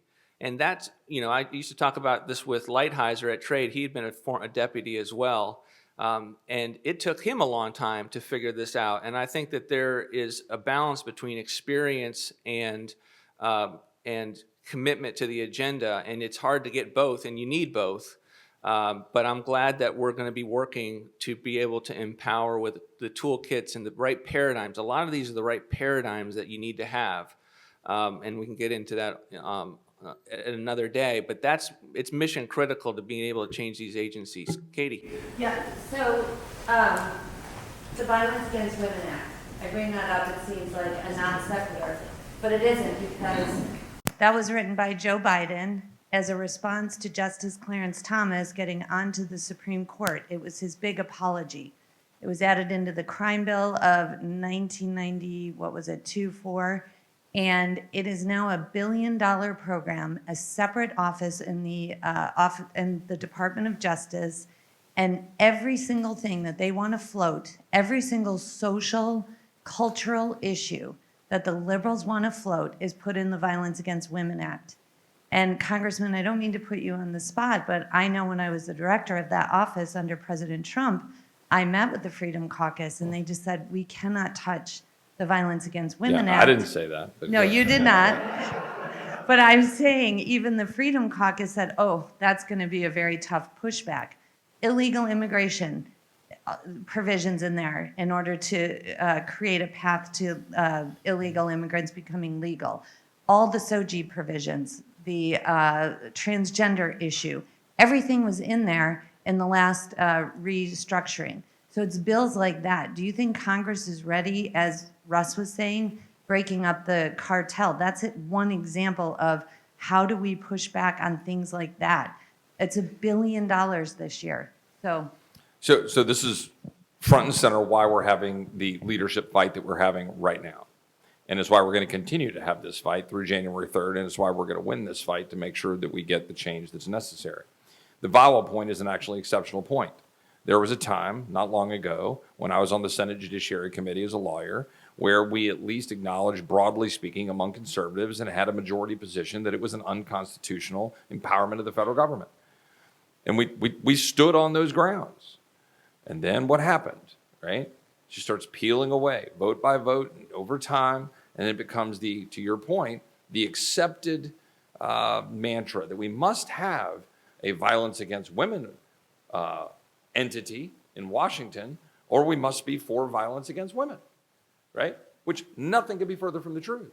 But even we get so far down that road that maybe we can't get 80% official position on the Freedom Caucus. I assure you, the majority of the Freedom Caucus agrees that that's a terrible policy and terrible entity. But here's the thing. Remember that this was central, actually, even in the fight when Boehner was taken down. Because people were going through and we were looking at all of the history on all that. And we were looking back we were having a fight the other day, if you believe it or not, a debate in the Republican conference about whether we should have a simple rule in our rules that says that no bill should come to the floor that doesn't have a majority support of Republicans. By the way, majority support of Republicans ain't going to get you that great of a bill. But at least it's something. We couldn't even get full agreement on that. They said, well, we don't want to bind our hands with something like that. You out of your mind, right? But remember, if you go back, that was a lot of the breakdown that led to Boehner coming down. And VAWA was front and center. It was one of the first things right out of the gate back in 14, 15, whatever it was, that caused that. And that's a perfect example. And we should oppose that, and it is why the cartel needs to get busted. And I'll say one last point on that, sorry, right? Who could oppose Violence Against Women Act, right? Who could oppose ALS funding, $500 million that came across the floor? There were 3 of us who voted no. Why did I vote no? Because it was just more funding that's unoffset. And by the way, giving another $500 million to the Anthony Fauci NIH, right? Why am I going to go give them another pile of money when they've been screwing America for the last 2.5 years? So this is what you have to do to bust the cartel. And you can't have Republicans going around saying, well, I can't vote against that. It says something in the title that I might have an ad run against me on. That is the problem that we got to break down. So also quickly with a new opportunity. So when I would put together the Trump budgets and, we had trillions of dollars of cuts that Congress ignored, but one of the hardest cuts for us to carry was the NIH cut, because it was on the grounds of, how much do they need? Are they good stewards of it? That whole that topic has now been changed. That narrative is over. So we'll be putting out a budget at Center for Renewing America. We will go to town on the NIH. We will go town on the CDC. All of these things are the types of 2 years, 3 years ago stuff that would have been a much different political fight to win. But now we have much higher moral high ground to go after this and kind of push Congress into the middle of the road. We'll try to help you with oncoming traffic, but we're going to push you into the middle of the road when it comes to defunding these agencies. Look, just one more point, 30 seconds. This is why I gave my one-line answer. Stop funding this garbage. Like, just stop it. Like, you can't do these things if we don't fund the bureaucrats that are doing them. Andrew. Russ, I very much appreciated your comments on leadership. I just kind of want to ask the brass tacks question with what's in the news right now and caucus politics. You know, McCarthy's not going to be speaker without the Freedom Caucus support, just the numbers aren't there. And a caucus has a lot of leverage, but they can't fight every 2 seconds. So I'm kind of curious to go back to the church committee issue and brass tacks, like where does a big ticket policy issue that's so critical like this come into play and how does it play out over time? You know, behind closed doors, like this is something that's non-negotiable, we need the funding for a committee to do something like this, or we need at least support, and then the support doesn't come up, are there questions of him remaining speaker throughout the 2 years, things like that. So like where's the leverage exerted? How might that present itself? Sure, I can start on that. So in my mind, I was thinking about this actually as we're having this panel. We don't have all the numbers in the world. So in my mind, it's really important to, when you have a speaker with these kinds of numbers, to accept where the policy entrepreneurship is coming from the Congress, and not saying no, and to be waking up with a relatively the same amount of thought and paradigm viewpoint as to where is the adversary and what do we need to do to stop them. And then to let as you're decentralizing the House, to let them push initiatives. So when a group of members comes to you and says, hey, we need to do a church committee, it is, yes, let's do it. And I'm going to make sure it's staffed well. I'm going to use my appointment powers well. I'm going to encourage it. And then I'm going to let it go to work and vice versa. And there will be other things like that as the members come with good ideas and win debates over critical issues. I don't think it necessarily means you're for a top-down leadership. Yeah, I think that's right. And I think, let me ask, I'll get more into the political part of the question. Central to the debate over leadership is this question. And I think that needs to be remembered in all of this, right? People always get this as like a power struggle. Like, we recognize, like, you got to get to 218. So the Freedom Caucus has leverage. So do other blocs. So do other groups, right? So our goal here is to put forward the things that we believe will lead the conference forward. This is one of them, and demand it. There are other things. The use of the continuing resolution, i.e. Omni, Cromney, et cetera, fights to demand change. To my point, don't fund the things that you campaign against, right? We want to see change on the NDAA. We want to see change on these must-pass bills. There are things that we must demand, and I think this is one of them. I start with the substance of what we want to accomplish and work backwards on how to get there. I don't start with the personalities. Frankly, I don't give a crap about the personalities. I just came here to change this place, so I want to start with change and work back.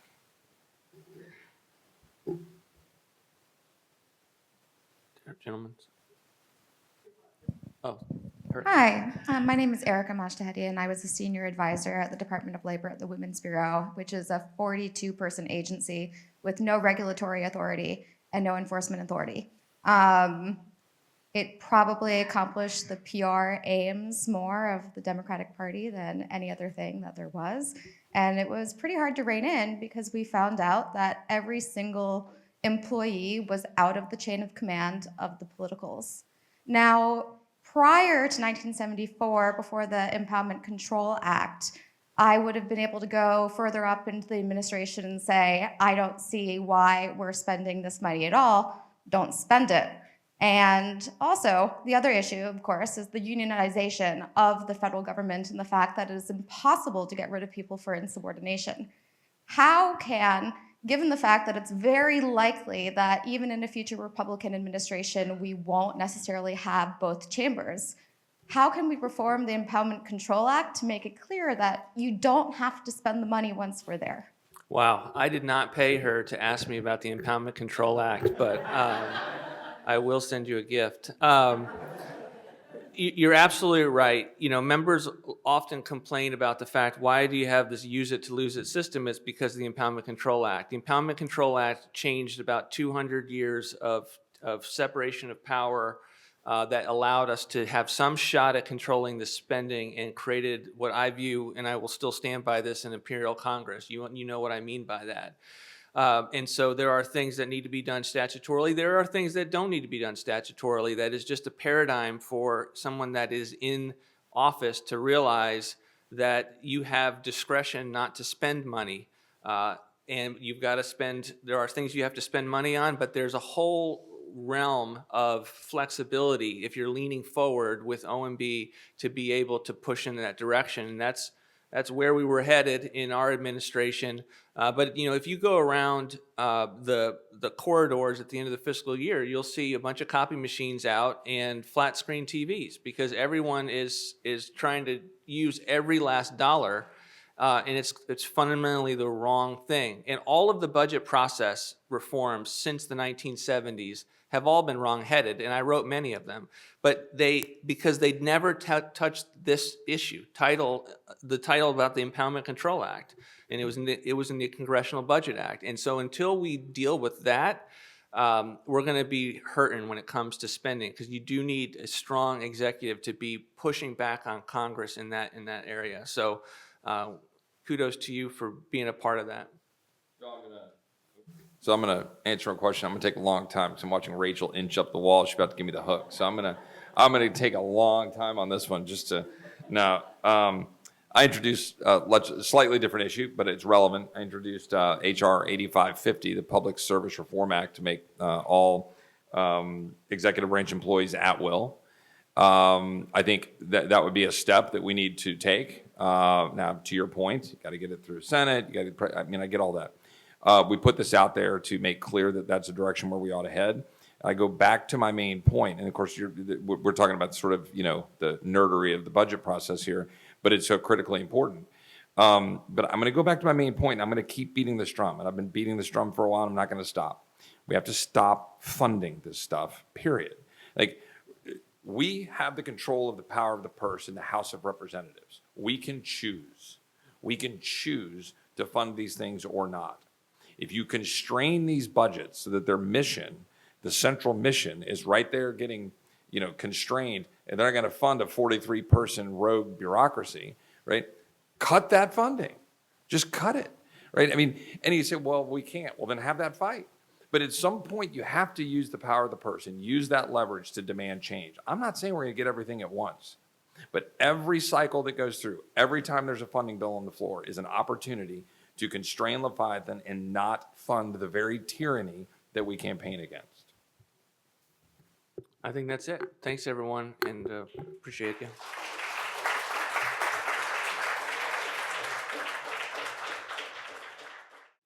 Welcome, latecomers. I'm, again, Matthew Meehan. I'm the Director of Academic Programs here at Hillsdale in DC. It's my pleasure to play glorified referee and timekeeper. I'll have yellow cards and red cards ready. I'm told Arthur runs a tight ship, so do we. I'm here with the Attorneys Generalissimo, both Theo Wold, who is the Washington Fellow at the Claremont Institute Center for American Way of Life.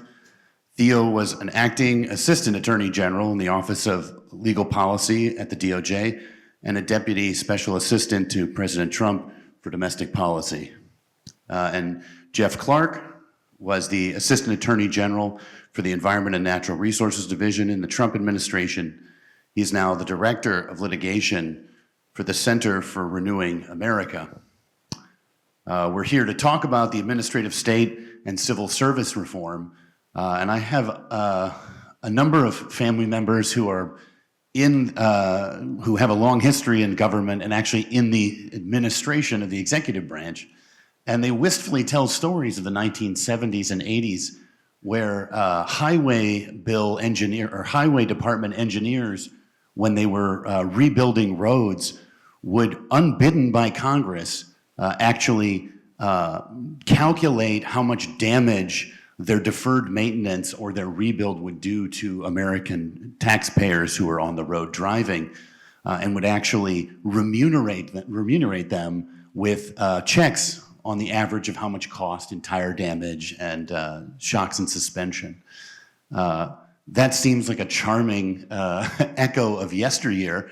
Turns out they were a bunch of sort of Depression era and World War II veteran civil engineers with a conscience and saw themselves as servants of the American people and the taxpayer. I asked them where that tradition disappeared, and they just sort of looked off in the distance and said, the 90s maybe? Gone, right? A whole sort of habit of how to be a bureaucrat in a way that reflects the American Republic where the people are sovereign and the government is a servant. With that, I think we should get to the real meat here. And so without further ado, Theo Wold, would you like to give us your thoughts? Yeah, so I come from the Western United States, and we love our folktales out there. So I want to start with a folktale. There was a presidential candidate who had something of an uncertain policy agenda.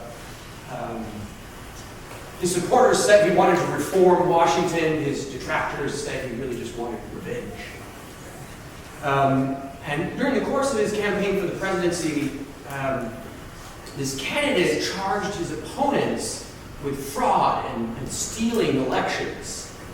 And then on the campaign trail, this candidate for the presidency, he was famous for saying that he was going to initiate these sweeping reforms of Washington. He was going to either throw people in jail or he was going to kick all the bastards out. He was going to go after officials high and low for public corruption and malfeasance, and for sort of an arrogant contempt for the rule of law. Now, unfortunately, haste and you can say probably some naivete about real Washington confused his purpose in the main, and depending on who you ask, left the civil service stronger and more powerful than it was before he even started his campaign. Now, General Jackson was right to confront the civil service. General Jackson was right to say he was going to purge Washington of bureaucrats high and low. And General Jackson was probably right to accuse John Quincy Adams of playing around with elections. But I think, as is often the case with conservative attempts at reforming Washington, General Jackson's ideal was right, but the execution was lacking. So General Jackson's idea was essentially an attempt to make the implicit link between electoral politics and the governance of the regime explicit.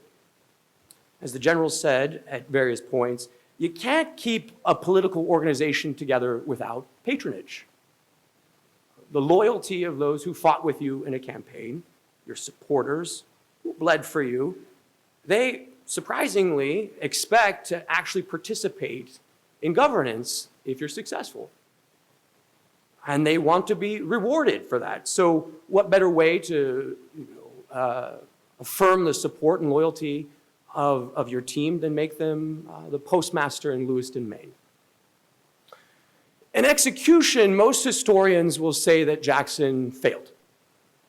For well over a century, we've all been told the progressives' folktale about the Jacksonian Revolution, that he didn't really get rid of any of the bureaucracy, but what he did do was he brought in a rabble,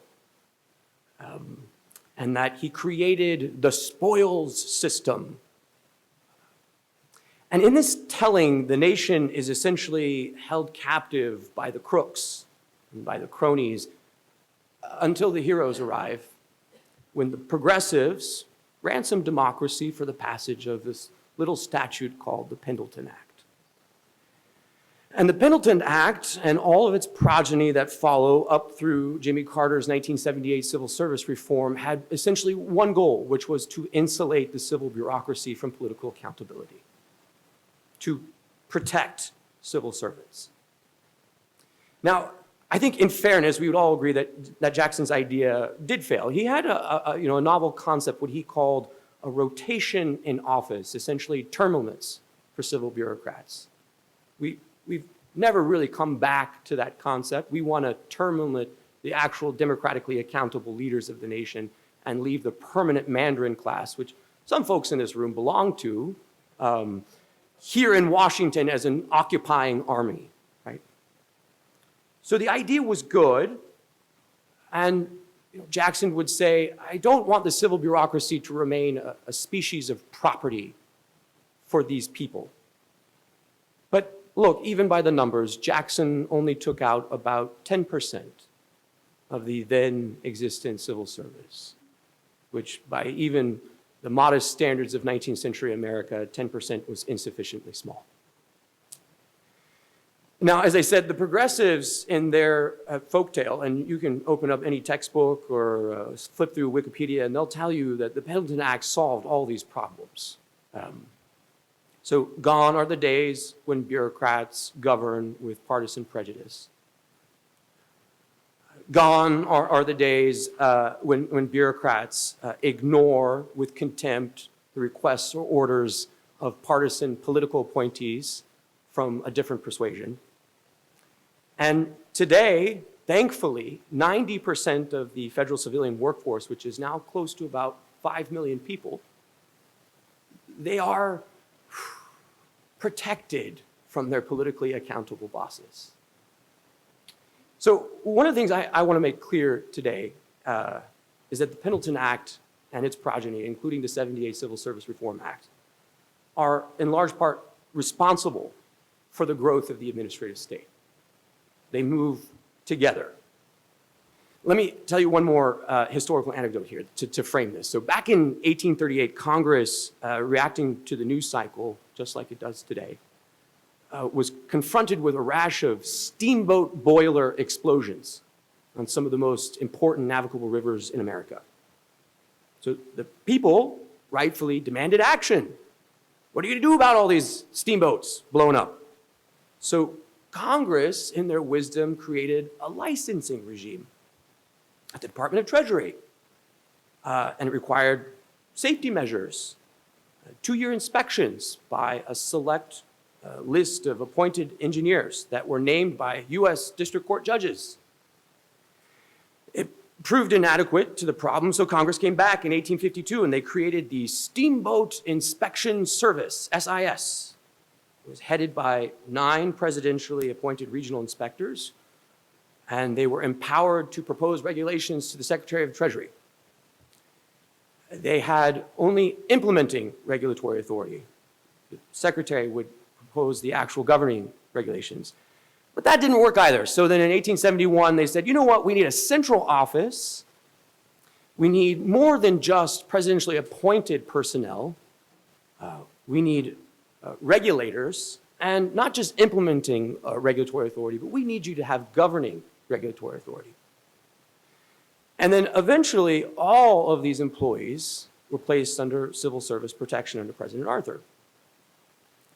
And the result, wrote a recent legal scholar, was to combine something essentially of the New Deal, an independent regulatory commission over steamboats, with Great Society health and safety regulation, by delegating administrative authority to a multi-member board that combined licensing, rulemaking, and adjudicatory functions.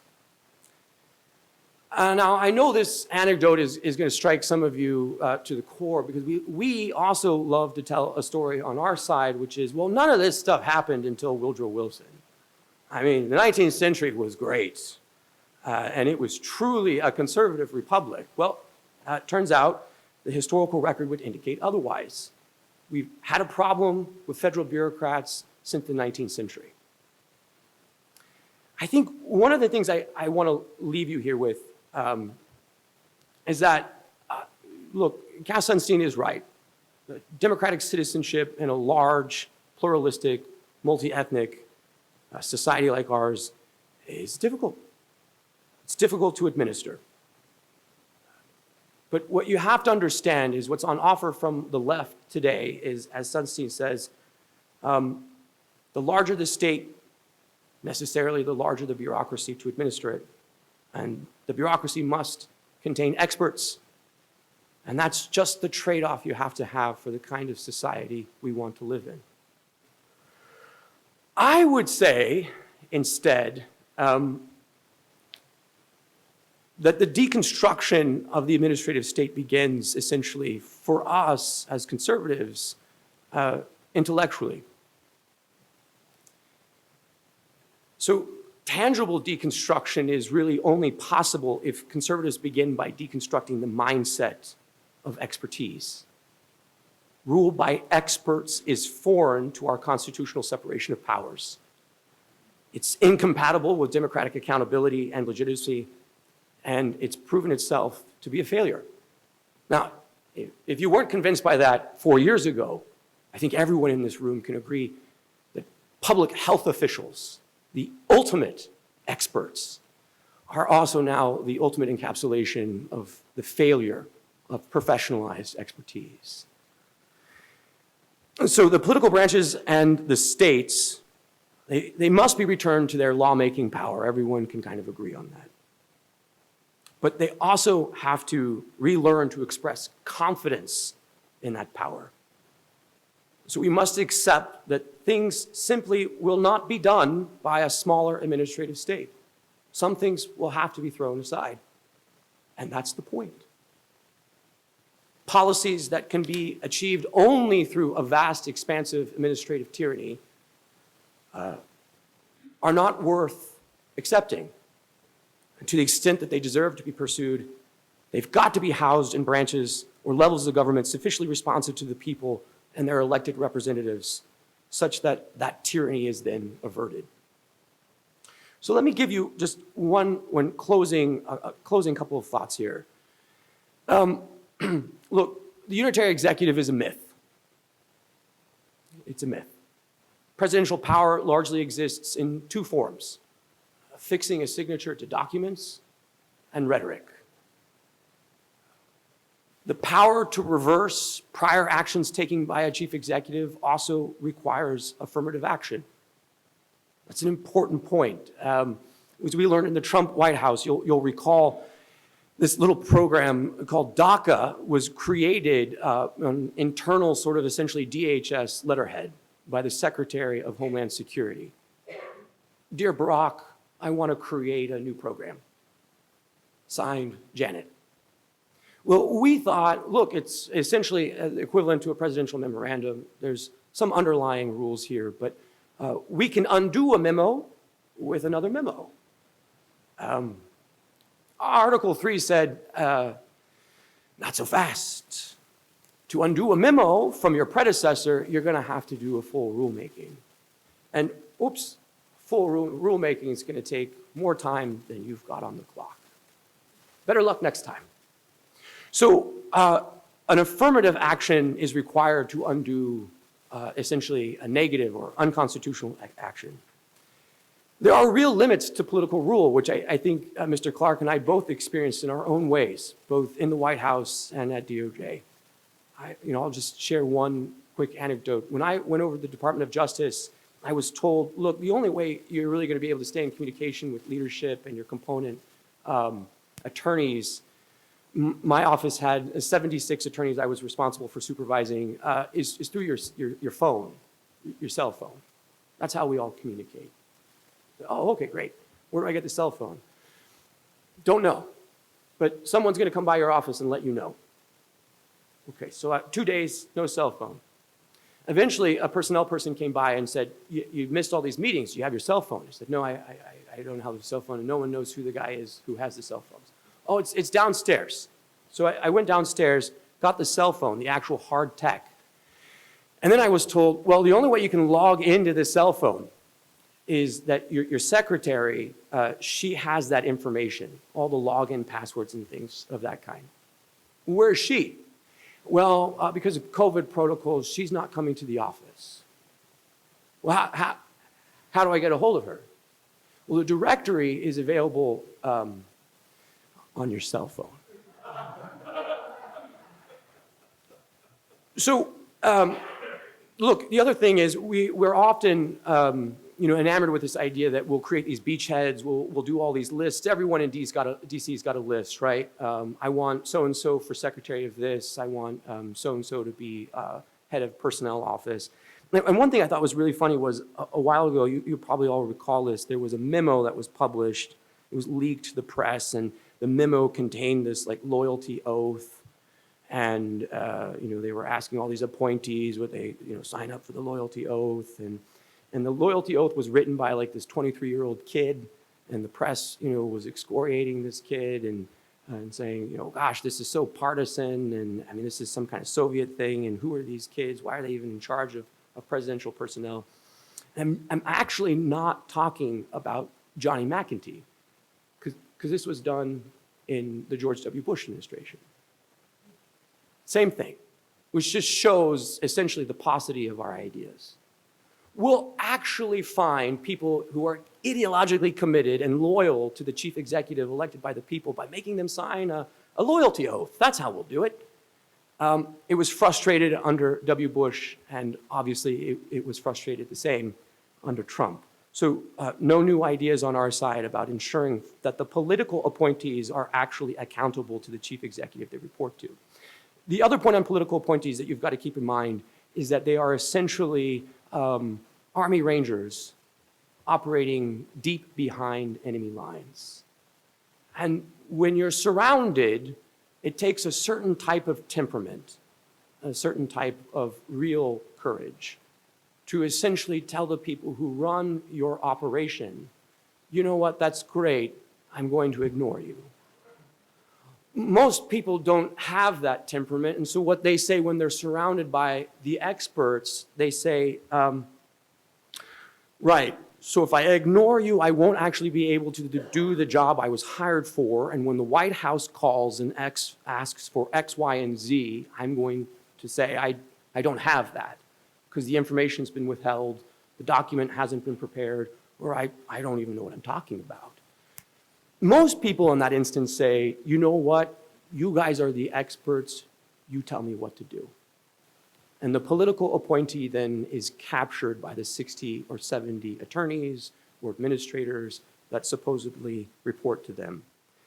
And that's to say nothing of the political appointees, because in a Jacksonian sense, this is still around the political appointees who come into an agency or department and know nothing about anything. They just happen to be bundlers or friends of a campaign manager or associates of the president prior to his election. And the last thing I'll just say real quick, to give you an idea, for those of you who actually advise members of Congress or senators, there was a recent celebration at the institution, which is still called publicly the University of California at Berkeley. Not really much of a university anymore, but Professors Lee Rayford and Ula Taylor gave a presentation on Berkeley's purchase of a whole tranche of documents from J. Edgar Hoover's tenure as director of the FBI. And the documents are largely focused on the counterintelligence program that was known as COINTELPRO. And the presentation from the professors and why Berkeley was interested in this tranche of documents was that it supposedly was confirmation of the systemic racism of the FBI from its inception through the duration of Director Hoover's tenure. For my purposes, I think what's fascinating is they highlighted this line from an internal memo that Hoover authored to field agents where he said, the obligation you have is to disrupt, discredit, and destroy the Black Panther movement. The advice I would give any of you who are advising members of Congress, when you go to stage what are otherwise meaningless kabuki theater hearings, when you want to exercise oversight by asking the bureaucracy to provide the information that will then allow you to exercise your oversight authorities, unpack that one. The very people you're supposed to be controlling are the ones you're dependent upon for information. When all that's happening, the mantra that you should have in mind is we are failing unless we are disrupting, discrediting, and destroying these people. And until we adopt the Jacksonian approach, and we can speak, I'm sure someone will ask about Schedule F, until we adopt the sort of the Jacksonian approach, which is to throw the bastards out, all of them, we will still be living in the progressive folktale.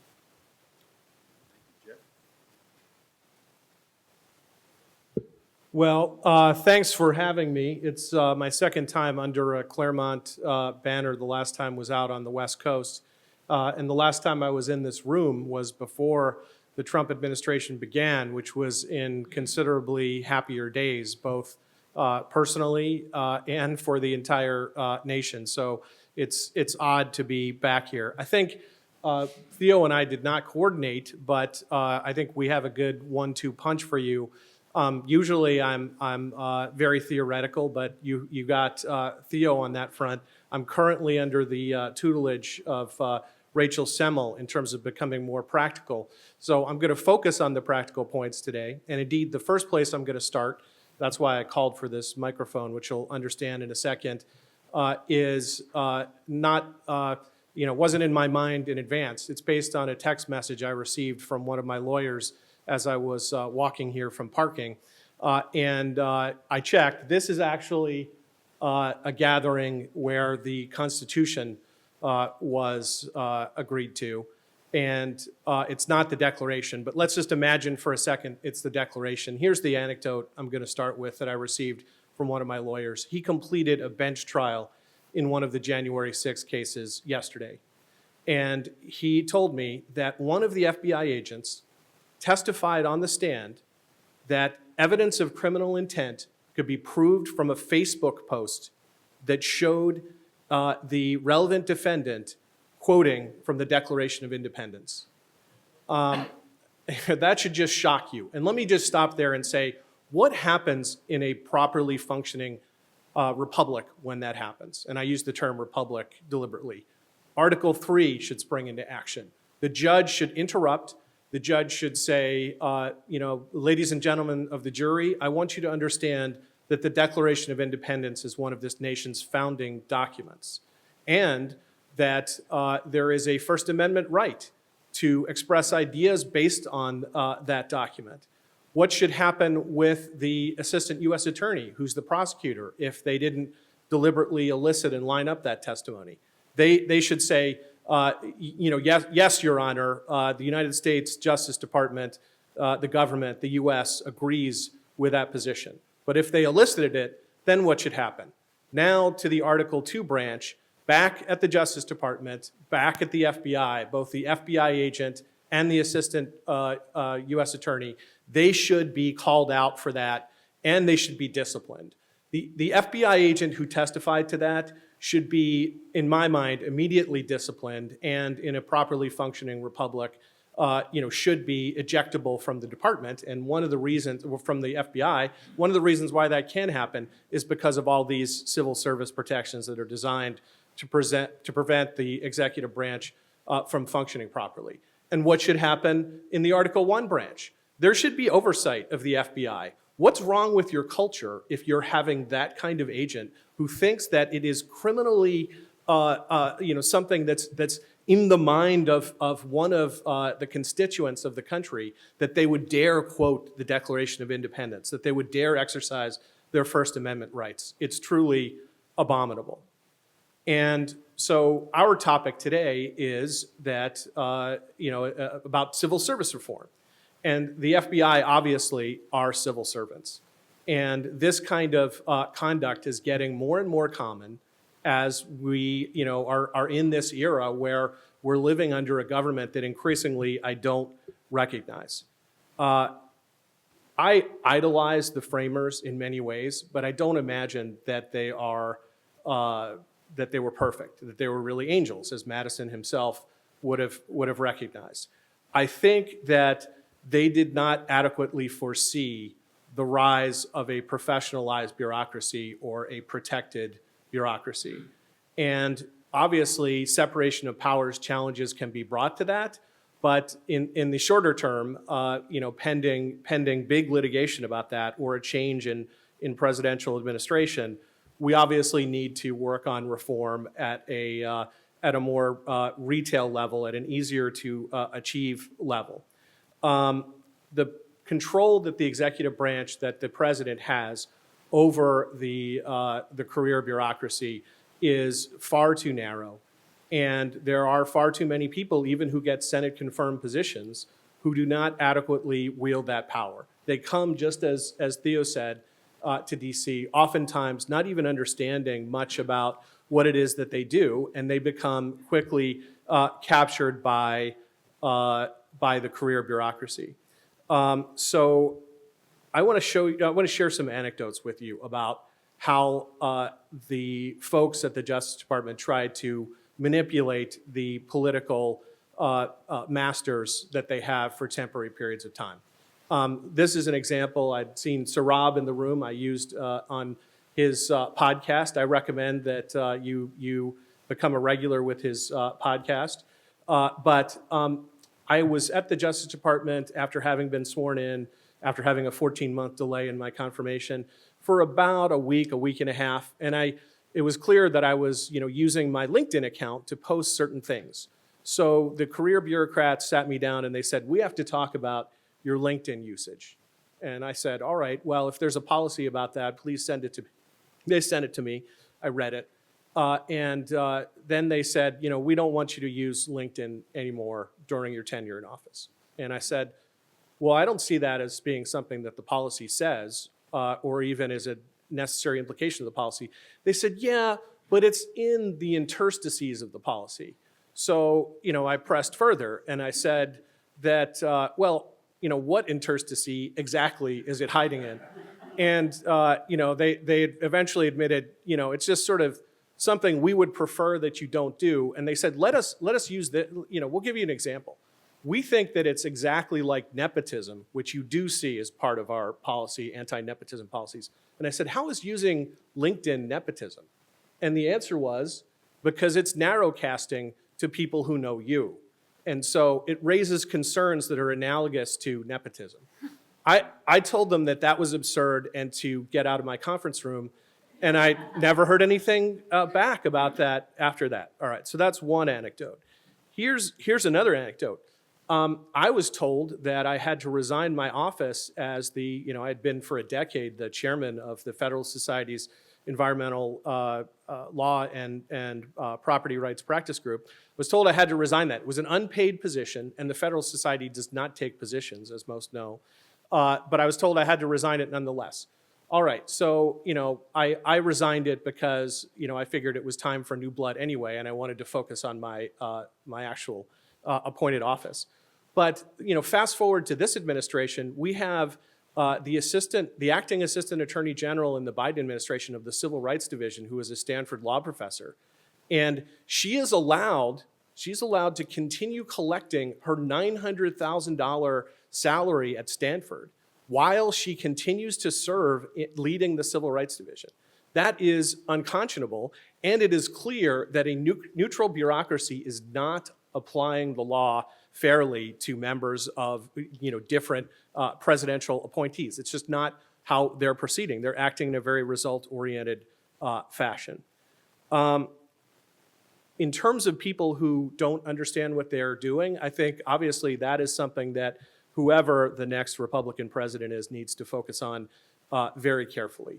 The only way that you can penetrate through these things is to have a deep knowledge of what it is that you're doing, or to study up on it if you don't, and to have the intellectual candle power to do that, and to ask questions constantly. I've found that if I summoned all of the career actors into a room and I started asking them questions about things that they insist cannot change, before the end of that meeting, I've tied them in knots and they've contradicted themselves 2 or 3 times. At the end of the meeting, I give them a rundown of the contradictions, and then I say, I'm not going to listen to you anymore. Now, that's if I give them process. Sometimes, if it's so clear that they're playing games, I'll just say, thanks for playing, but it's really time to, for me to actually decide. And, here we're going to roll out, and here's what we're going to do. There can't be in the next Republican administration sacred cows. And at the Justice Department, one of the most sacred of the cows is the Solicitor General's office and how it operates. It has, there are only 2 political appointees at the Solicitor General's office. Only the Solicitor General, him or herself, and the Principal Deputy Solicitor Attorney General. So I want to contrast that with your story about the Labor Department, where you have a bunch of folks who aren't even reporting to you, but you have 40 of them, right?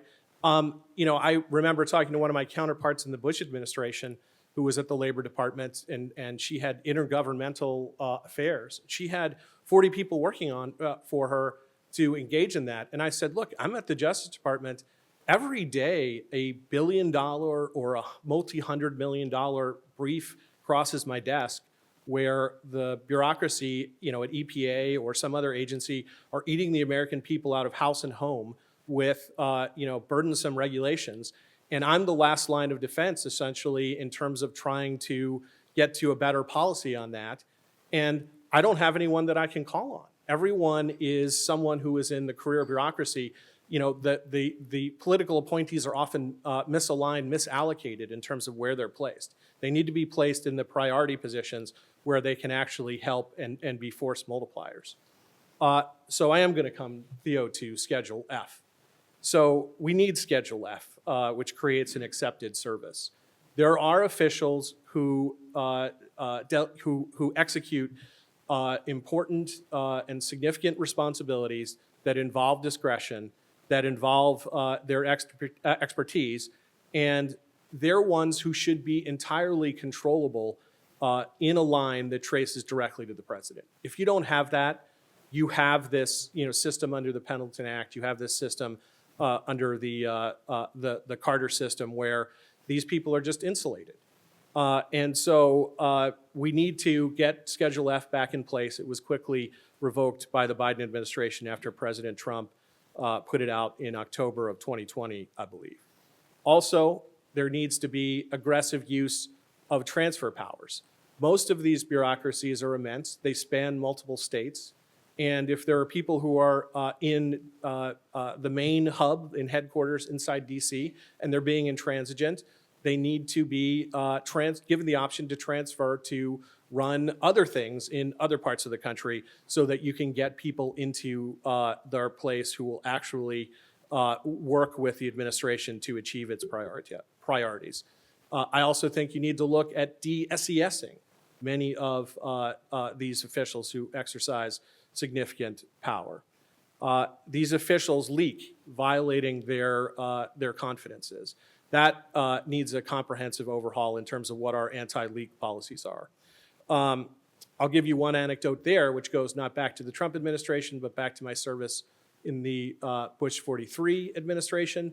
There, I began to look at whether the United States could start taking the position that citizen suits by which private environmental groups with private funding, and we believe oftentimes foreign government funding, are bringing challenges to enforce federal law as if they were the Attorney General. Indeed, in the law reviews, they'd taken to calling that whole set of statutes that was created in the 1970s as private Attorney General's acts and actions.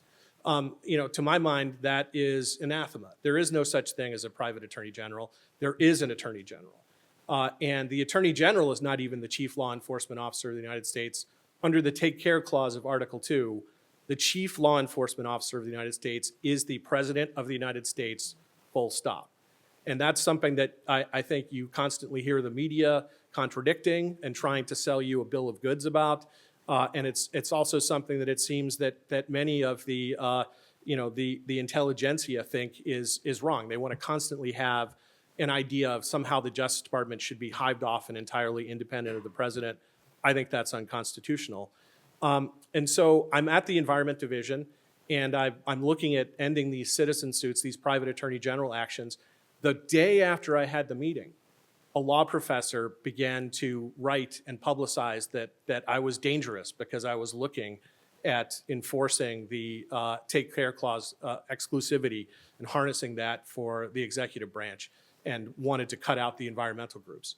So what was the connection? That law professor's brother worked for me and was in the relevant meeting. So just a complete sieve has to change. Also, one of the key things to do, which is is that people need to, when they're in these offices, use their power of rating officials correctly. In my mind, if there's an official who is doing everything you ask, that's a B. If there's an official that is obstructing from some, along some continuum, that's like a C to an F. The ones who get an A are the ones who should be affirmatively and proactively trying to help you achieve the priorities of the president. That's how they should be graded within the civil service. Instead, they're not graded that way. You're told when you come in that if you don't give them all the top grade, they're not accustomed to that, as if they're sunflowers or snowflakes. And that has to end as well. So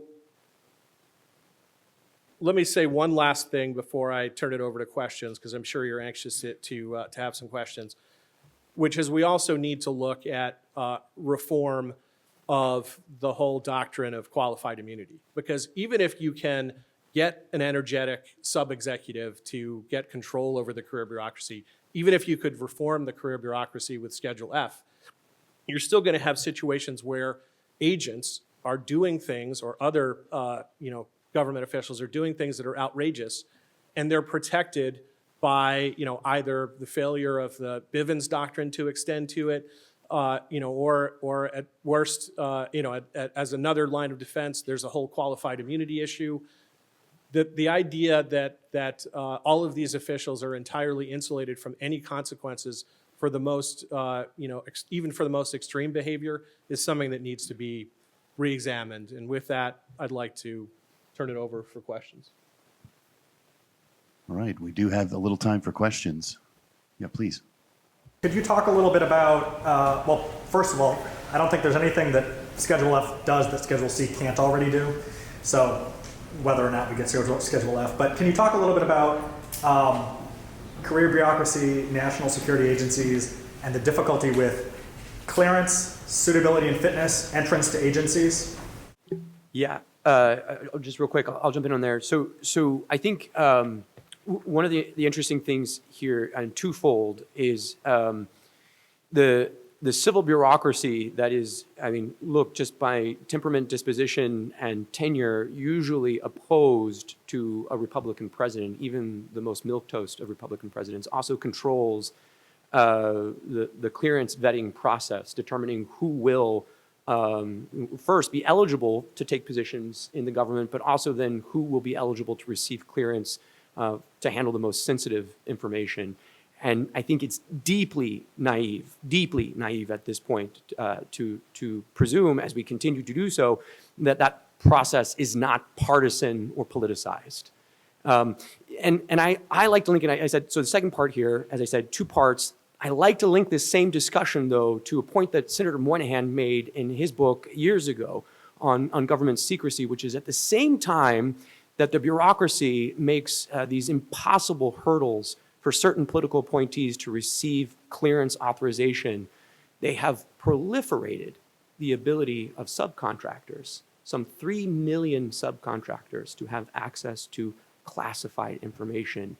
And Moynihan's point back then was, who's determining what is classified information? The marking of certain documents or certain information as classified is so beyond the scope of the White House and the president, who has that ultimate authority, that it's something of a shell game now. And I think all of this is sort of operating in the background of the raid at Mar-a-Lago, which is anyone who's gone through the vetting process, anyone who has dealt with classified or secure information knows that it's something of a joke. It's something of a joke. There's too many people with access who shouldn't have access, and then the actual political appointees or appendages and advisors of the president who are denied having access then leave the chief executive reliant, of course, on the civil bureaucracy to provide expertise, briefing, and information.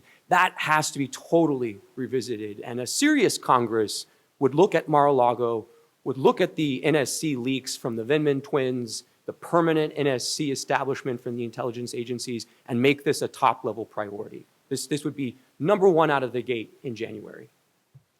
So, we're working on a project at the Center for Renewing America about these issues, Andrew. So watch for that.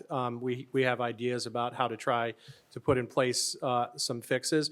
But the personal anecdote I'll tie to that then basically is that I would encapsulate the classification regime as being one where the career people use that, the ones who have clearance, in order to manage their bosses. Basically, they come to you and they say, we have a decision point you need to make, and that requires access to certain information, and so we're going to process adding to your packages these additional security tickets. And then you're let in on the mystical regime, the doors open up, you get the briefing, right? And then it's always clear where they want you to go.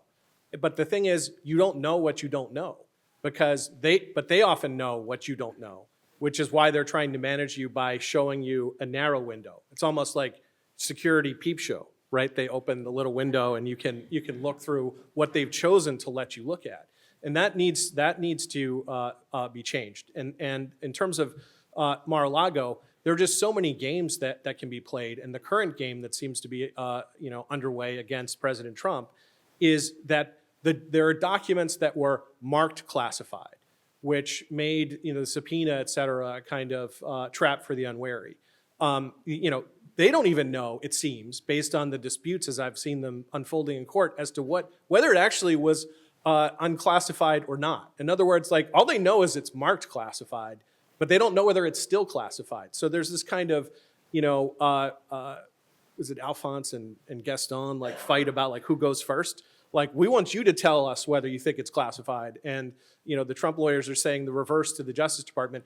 It's bizarre, right? Shouldn't there be a master list of what is classified or not? Why is there, and then you had the special master saying, I might not even have to look at the documents, because if the government told me they're marked classified, that's all I need to know. Which, how can you exercise any Article 3 or Article 3 derivative function as a special master if you can't even look at the documents? And it's worse than that. It's a deliberate blinders. Like, I want to look for ways not to look at the documents.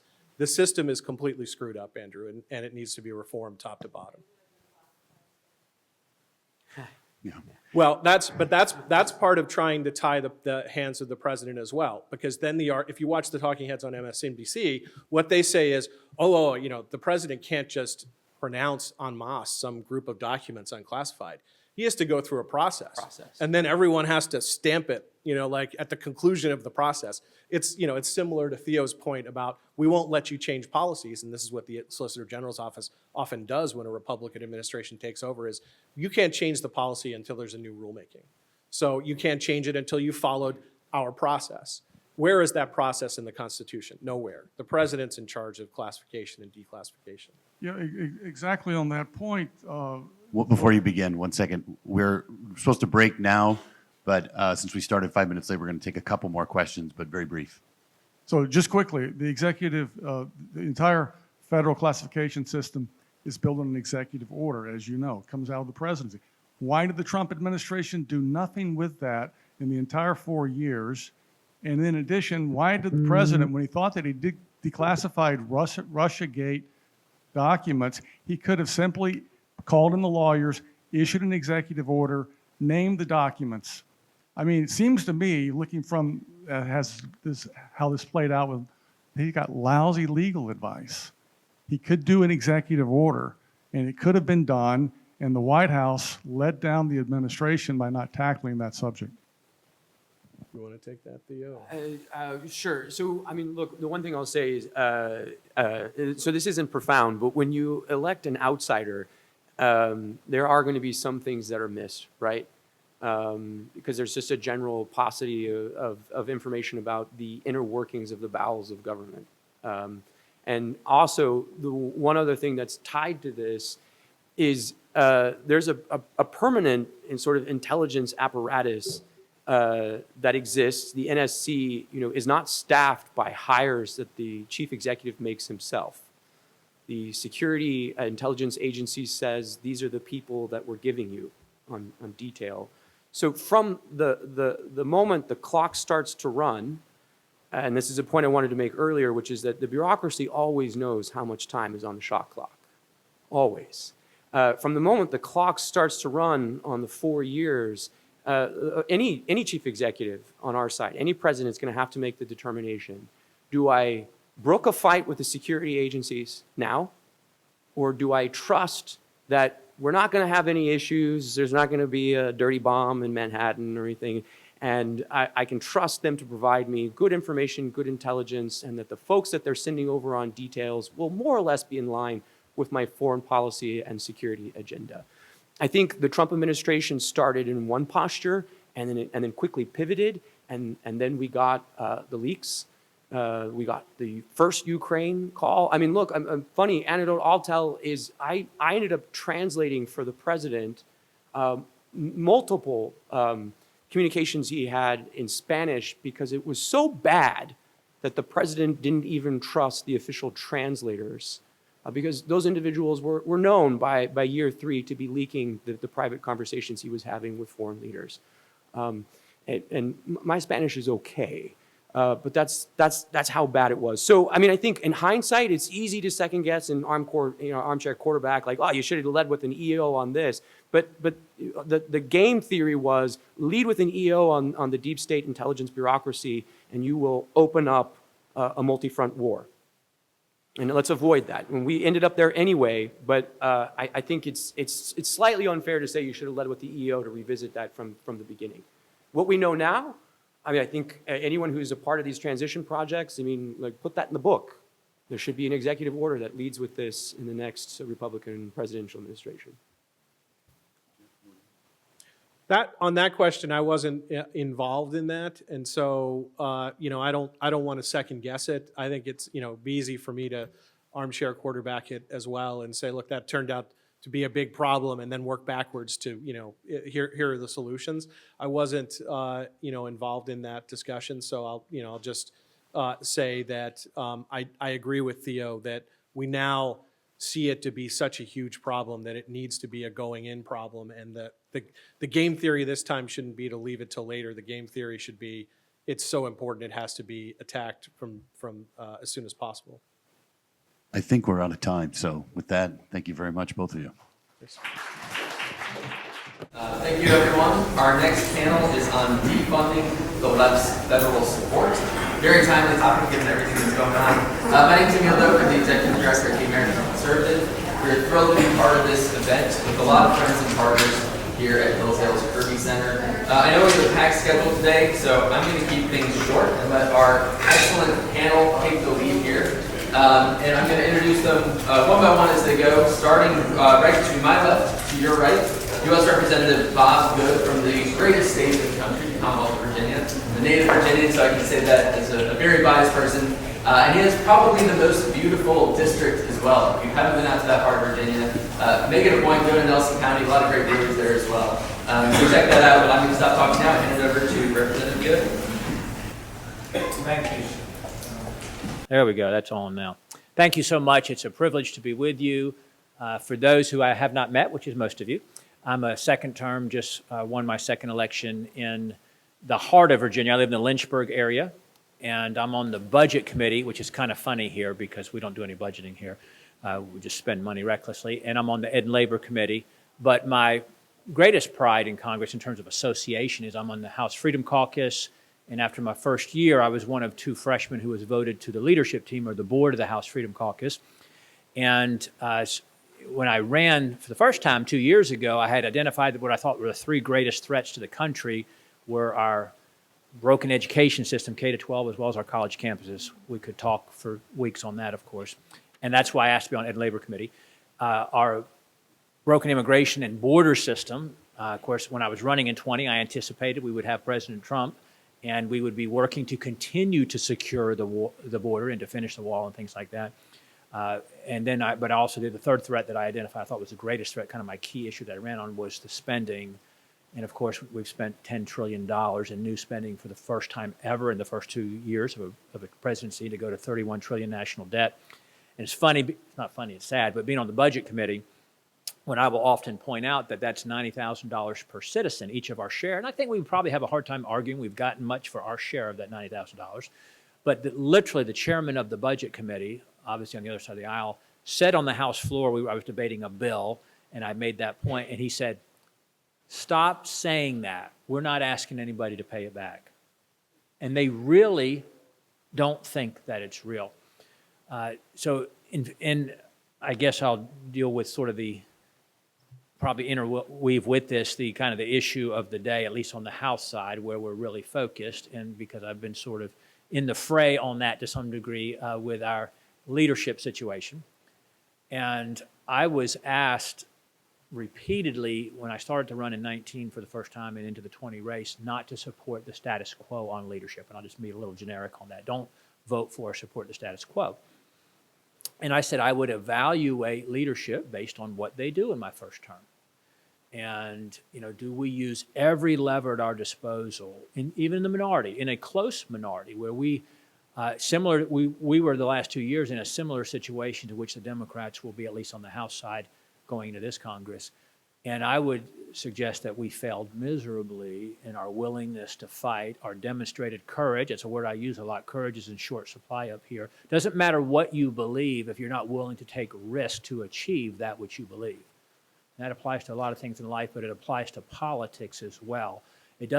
We have a majority of our party that really has conservative ideology, conservative beliefs, conservative values, but we don't have a majority who are willing to risk themselves politically to fight for what they claim to believe when they're asking for your vote, for your support, when they're campaigning, when they're speaking to conservative groups.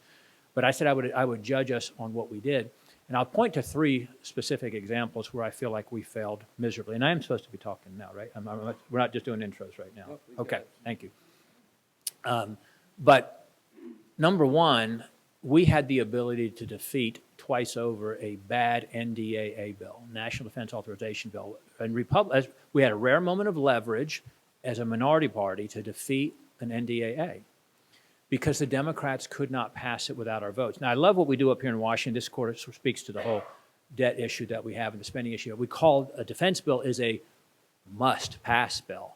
You know, and you get the veterans say, oh, I know you're excited, you're a freshman. This is how it works around here. This is must pass. You know, I've been here, they will say this like it's a positive. I've been here 30 years. Like, I know, and that's the problem. They say it like it's a good thing.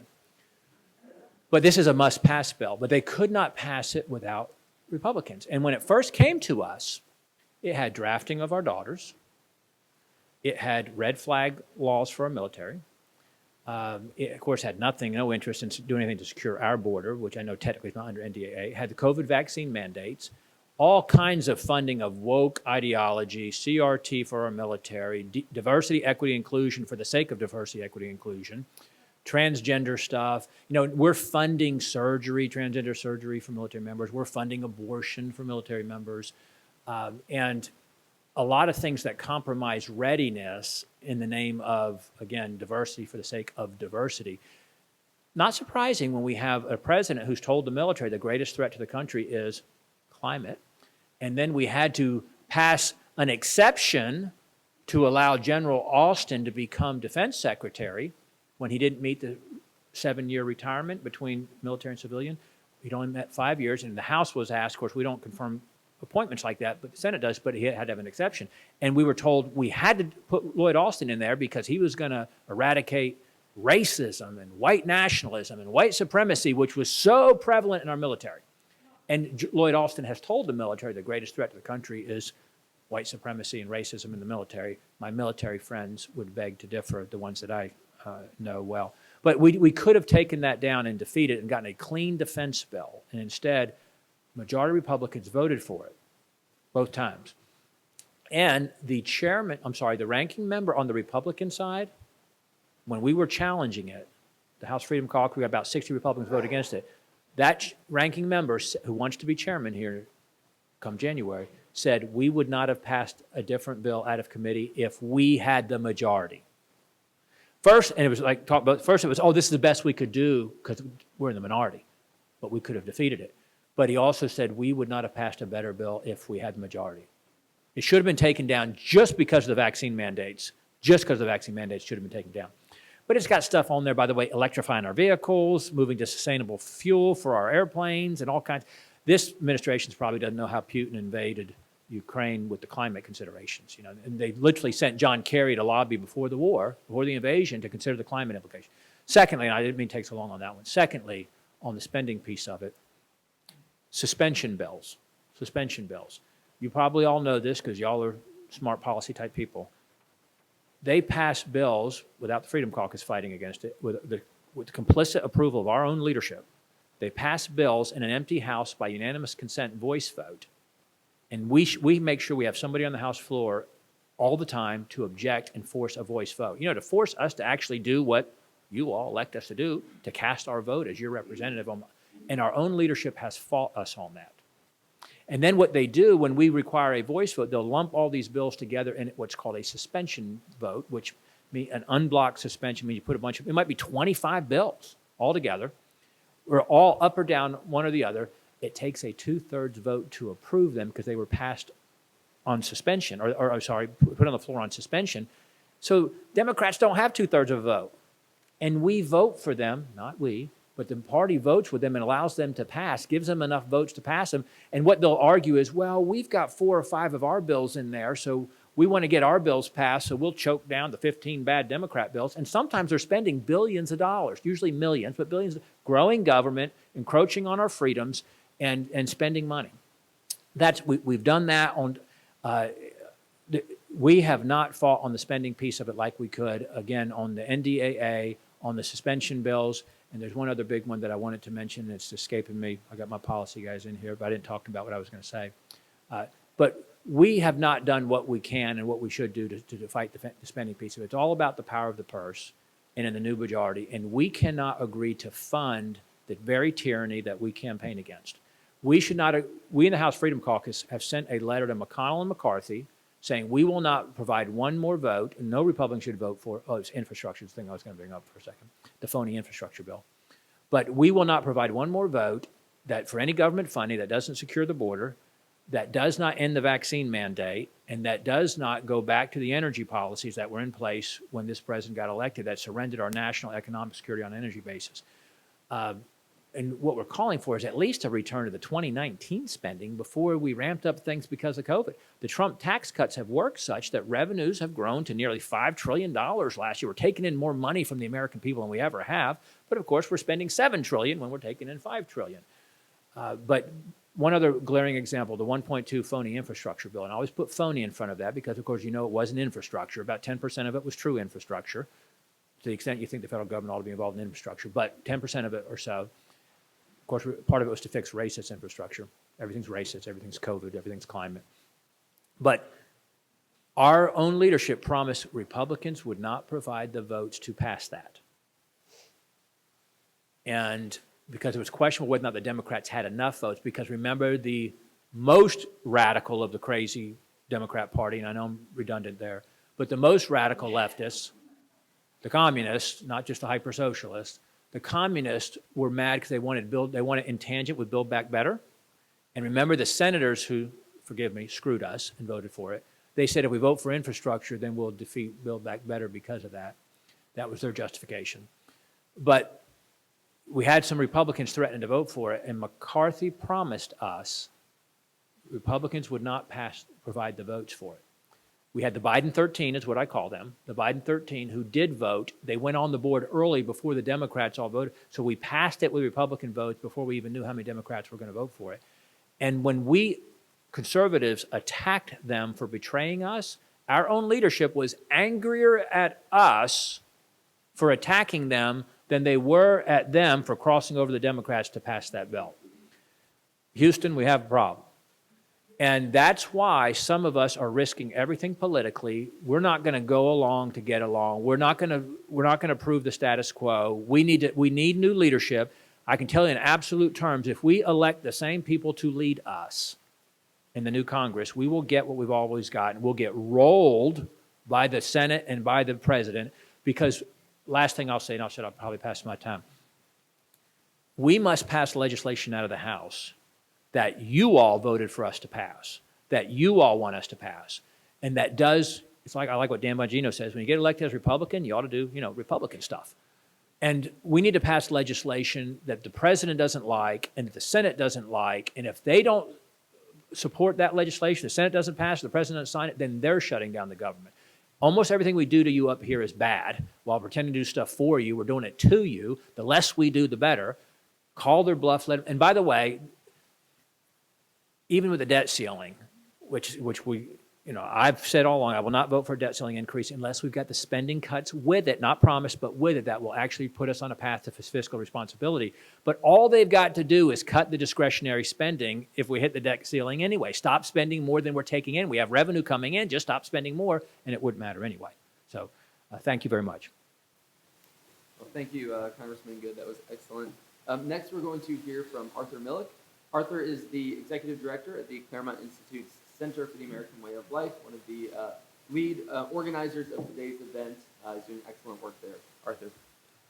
Well, good afternoon, everyone. Thank you very much. One of the most painful things to watch about seeing the direction of our country is to see the numbers of how much the federal government actually supports the left. It's an astonishing thing. Leftist institutions, and we're always checked. We're always in a kind of, if you're playing a game of chess, we're always checked, and we never do anything to counterattack.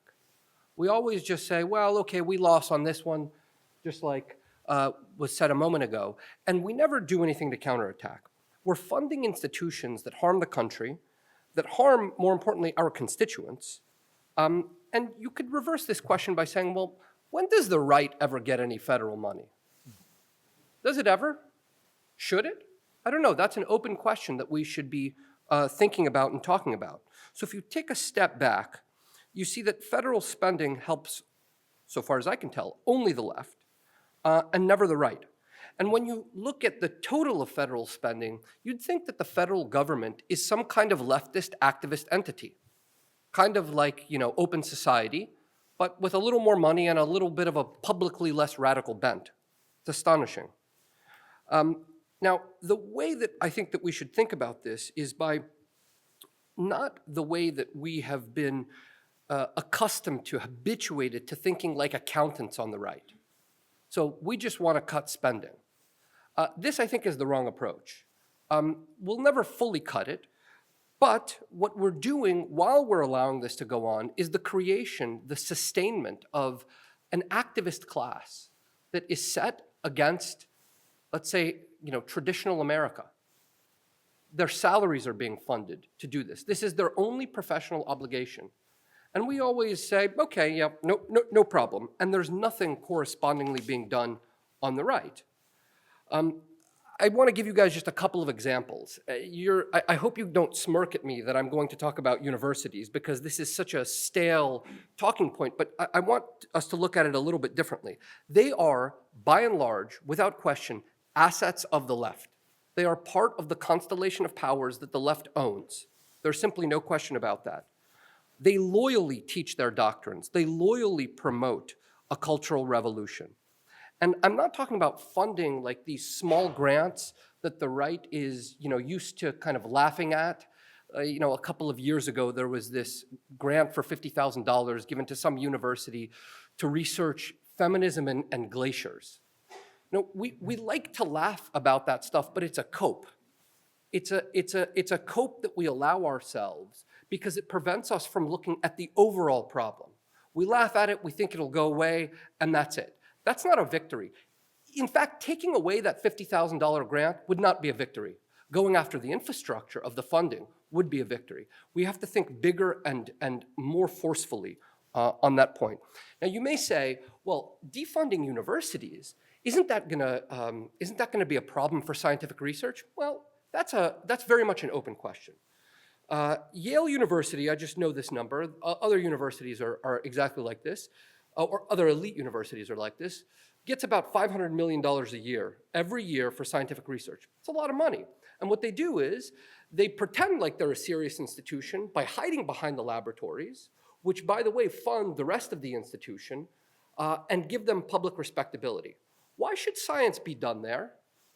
There's no necessity that scientific research must be done at a university. In fact, a lot of the scientific breakthroughs that we've had over the past, 40, 50 years have been done at federal labs, at corporations, partly federally funded, but not on university campuses. You can push these places into insolvency, and these are serious plays if you're looking at a chessboard. It's much more serious than complaining about one preposterous grant. So what you have in these institutions is a kind of madrasa that hides behind a laboratory. And as diversity implementations, as identity politics implementations get more and more fierce, these universities, it's already known. I'm not the first to comment on this. Peter Thiel just talked about this the other day. The scientific research will get worse. And so what you'll have is actually less scientific research and more funding, pretending like it's serious. In 1970, 20% of the college-age population went to college. It was a pretty stable, normal country back then. I don't see why it can't be a return to that. I don't see why 3,000 colleges and universities should just continue to endure and spend through, burning through the remaining money in the coffer, sending us into national debt, driving this cultural revolution. And we're just like, oh yeah, no problem. No, everybody should be going to college. This is what a normal country looks like. It's not. And it's in our hands, and we should think about it as being in our hands. And the way to reconquer these things is by pushing them into insolvency, some of them, maybe more than we'd like to admit. One other point that I would like to make. So this is one big institutional, what I just mentioned, is one big institutional support that the federal government gives to what are, as I said, very clearly progressive leftist entities. There are other categories too. Money that goes directly to the activist class, directly to leftist NGOs that do all sorts of things that we would shudder at. Just as one example, something like every year, $300 million or so goes to NGOs that basically support by resettling, advocating for, offering deportation defenses for illegals. It's an astonishing thing. We're here trying to close the border, and the federal government is funding these kinds of NGOs. And we're like, oh, well, that's normal. It's not normal. No serious country permits itself to do such things. There are many, many other categories of things that where it is just a transfer of money from normal red-blooded American pocketbooks into the leftist NGO archipelago to support them and to allow them to activate themselves, against the interests of most of America. It's outrageous. They do this through museums. They do this by enforcing DEI. They do this through, sex ed, which is really the promotion of, certain lifestyles. It's an astonishing thing. Now, the money that I haven't given you guys a number because it's actually very difficult to tabulate. But whatever number I would give you obviously excludes the money spent inside the government itself to make it even more leftist. In the military, the number is probably, it is very difficult to calculate. So let me just wrap up here, on what should be done. Well, the broad answer is, I don't know, and I don't think anybody knows, but that's where our thinking should be, treating these as assets of the left that should not be funded. In a way, you could say, well, neutrality would be good. But, what exactly would neutrality mean? Would it mean giving as much money to the right as the left and having some kind of compromise? I don't know. Would that be easier than pulling the funding that goes to the left? These are open questions. But the perpetual cultural revolution has to be defunded. And I'll just leave you with one thing. I suspect there's reason to believe that there have been, so obvious, it's like we just haven't looked into it. There have been improprieties by how this money is spent in very basic ways. A government grant is given to you in some amount to do X. Well, did you fulfill X? Has anybody looked at that? I don't think so. I mean, that would take a lot of people, but it's a very powerful tool because if you violated the contractual agreement, the federal government should be able to do clawbacks. And if you start doing clawbacks to some of these places, they would become insolvent. This is the temper of our thoughts, I think. We have to pursue these things aggressively by looking at them as assets of the left. And once you do that, there's a whole panoply of tools that we haven't fully imagined, haven't thought through yet. So, thank you. Great, well, thank you, Arthur. Last and certainly not least, we have Amy Wax. Amy is a professor at the University of Pennsylvania School of Law. She's also written a couple of great pieces for us, the American Conservative, over the years. And for all of her great work at UPenn Law, the administration is now trying to get rid of her. So I know that Amy will talk a lot about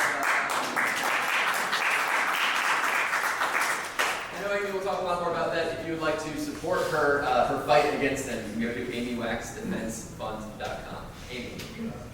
Thank you. So I am here to talk about education, higher education, but not just that, K through 12. And Arthur has already addressed that to some extent, so I'm going to kind of expand on some of his points here. This is the world I know. This is the world in which I am embedded. As suggested, my institution, Penn Law, has brought disciplinary charges against me. They are seeking major sanctions against me. That might include stripping me of tenure and firing me. I'm not sure what it really entails because they're just so secretive and cagey and lacking in candor, but that's higher ed for you. And it has become a full-time job for me to try and retain my position at Penn Law. So I don't think it's any secret, or it shouldn't be, that education in general and higher ed specifically has moved relentlessly left over a number of decades. This is especially ominous and true at elite institutions, which punch above their weight and have outsized power and influence. And this includes students, administrators, who of course are multiplying as like jackrabbits as we speak, and faculty. And this increasing polarization has been documented. There's social science on this. The Center for the Study of Partisanship and Ideology has good data on this. The most endangered species in the world is right-wingers, Republicans, faculty at higher ed. They are really down to a handful, if that. So as a result, this ideology of wokism has taken over.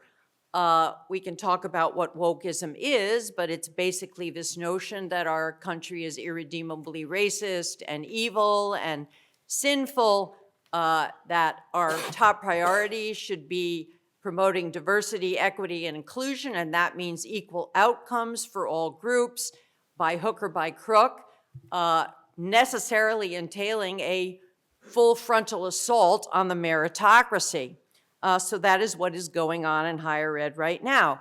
Now, I believe that this is very dangerous to our future. This is a national emergency. And why is that? Because higher ed seeds every aspect of the leadership in our society. It seeds the professions, the corporations, nonprofits, journalism, entertainment, and everything you can think of.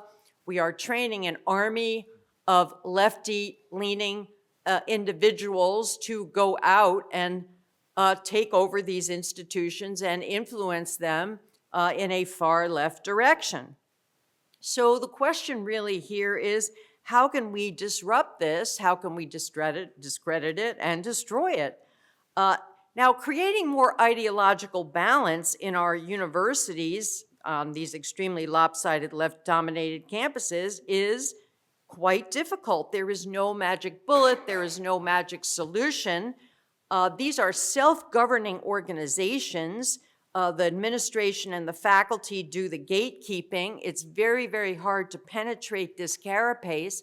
And of course, the universe we're talking about here is both public and private universities and institutions. At least the public ones are subject, or at least ostensibly they are subject to First Amendment restrictions and protections in terms of their treatment of dissenters or people on the right. But the private institutions, which are among the most influential and powerful, and here we're talking about the Ivies on down, they are not subject to First Amendment restrictions. Indeed, they are barely regulated at all. They are rules unto themselves. They are judges in their own case. And of course, we've seen that with the Harvard case. There are some limits, and I'll talk about those, but in general, there's very little right now we can do under law to tame these institutions. Now, going back to self-government, we do have trustees, alumni, donors, parents. We have private individuals who ought to care about what is happening in our universities. And here's the problem. Because of the way that incentives for higher ed are structured, these private overseers often don't care. They don't do anything, right? Applicants and money are what counts, and Ivy institutions and other selective institutions have plenty of both. Now, why is that? The main reason is that these universities are the entree to upper middle class life in the United States. And parents, all they care about is, as I've said before, getting little Caitlin into Princeton and getting her out. And it's like a roach motel. What happens at Princeton is not something that they want to look too closely at or examine in detail. That little Caitlin is learning at Princeton that our country is, a cancer on the face of humanity, that their parents are racist, sexist, xenophobic, paternalistic, awful human beings. The ones who are writing the checks, namely their parents, their relatives, they don't seem overly concerned with that. So one of the challenges is getting them to care. We need more awareness, I think, of what is going on, and we need more leadership from the Republican Party and Republican lawmakers on the fact that this is an emergency situation. They need to know what time it is. They need to know what actually is happening in these institutions. And I don't think they take it seriously enough. And part of the reason is that the universities have well-funded, shrewd, excellent PR departments that put out all of this happy talk about what wonderful places these institutions are, how vital they are to the life of our country and our country's future and their integrity. Of course, all of this is false. They are madrasas that are peddling woke and far-left ideology, but people just, I think, don't really appreciate that and understand that. So part of what I think we need to think about is how can we wake up the populace and how can we wake up Republican legislators to the actual reality of what is occurring in higher ed. Now, what to do about it? We've had a lot of talk today about defunding and the spending power. And I think there is great potential in the use of the spending power to put the screws on higher ed, both public and private. In my mind, private universities should remain private, and I think that conservatives have an interest in a robust private sector because we don't want the whole society to become an arm of the government. That has incredibly detrimental effects on all fronts. But the problem with higher ed and institutions like Harvard, Yale, and Princeton, which are ostensibly private, is they want to have it both ways. Right? They receive many hundreds of millions of dollars in federal funding through loans, grants, programs, scholarship, research grants, and funds. And I think especially it's important to highlight here the scientific establishment, which Arthur has already mentioned, within the universities and how much they are dependent upon public funds, and they snorkel at the trough of the federal government to the tune of untold sums of money. And, if those sums were curtailed or cut off, that would definitely get their attention. So how to do that? Well, we have in the Civil Rights Act, Title VI. Title VI says that any institutions that receive federal funds, and practically all of them do, right, have to abide by certain narrowly circumscribed set of proscriptions. Those proscriptions are discrimination based on race, sex, and the usual suspects.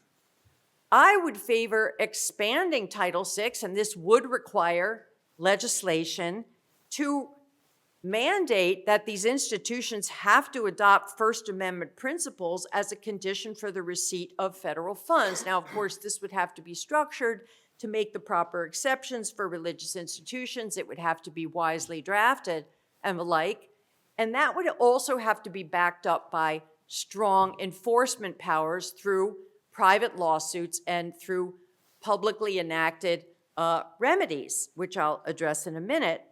It's also been suggested to me that there should be non-discrimination provisions incorporated into Title VI that directed at discrimination due to political partisanship and viewpoint. And of course, just today in the Wall Street Journal, there is a piece by Vivek Ramaswamy, the author of Woke Inc., and Jeb Rubenfeld, who used to teach at Yale Law School until he was defenestrated, saying that Title VI and Title VII, the Civil Rights Act, should be amended to protect political partisanship and dissent.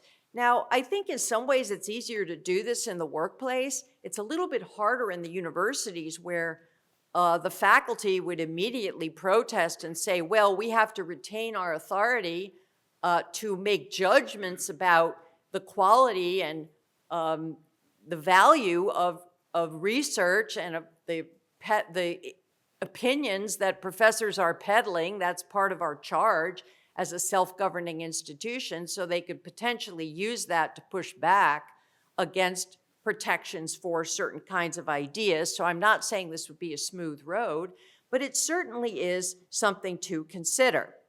Another possibility is to enact a provision that effectively mandates that the ratio of non-teaching administrative types in the university to teaching personnel be much reduced. We have seen empirically that the number of administrators, and especially in the diversity, inclusion, and equity sector, right, which is a highly ideologically inflected sector, has been a relentless trend in higher ed. And a lot of federal money is effectively being used to fund these DIE bureaucrats, because every grant that goes from the federal government into universities has a generous overhead skim, right, to the tune of 60, 70, 80% of the grant that goes to the university for general support and overhead. This is a little known fact, but where is that money going? It's going into DIE type administrators and bureaucracy. So really we want to drastically reduce that. I personally see as the proper yardstick and benchmark what life was like back in 1971 when I started college. When I started college, there was no Department of Education, there was no Title IX, there was basically a dean of students, a secretary, and the registrar, right? To me, that was nirvana. That was the way things should be. I am a proud reactionary.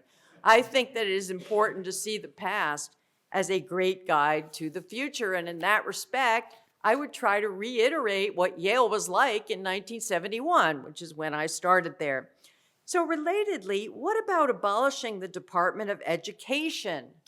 Or, yeah, severely curtailing its authority. And when I say that, people look at me like, oh, you can't do that, right? We've heard that theme before this morning. You can't do that. No, that's not possible.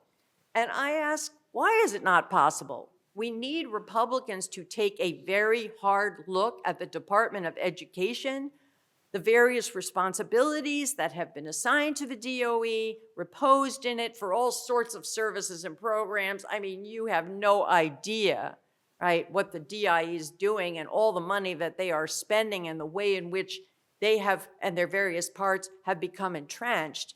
And ask the question of, why can we not just with the stroke of the pen get rid of it, go back to the time when we didn't have it, when frankly I think education was better, and certainly the university education was better than it is now, because I have a point of comparison. I was there, and now I see the way my students are educated, and you know, there's just, believe me, it was better back then. That's what I tell my students. Amy, I hate anyway. to cut you off. We do have a tight schedule, so if you can just okay. wrap, that'd be great. Thank you. Let me wind up then.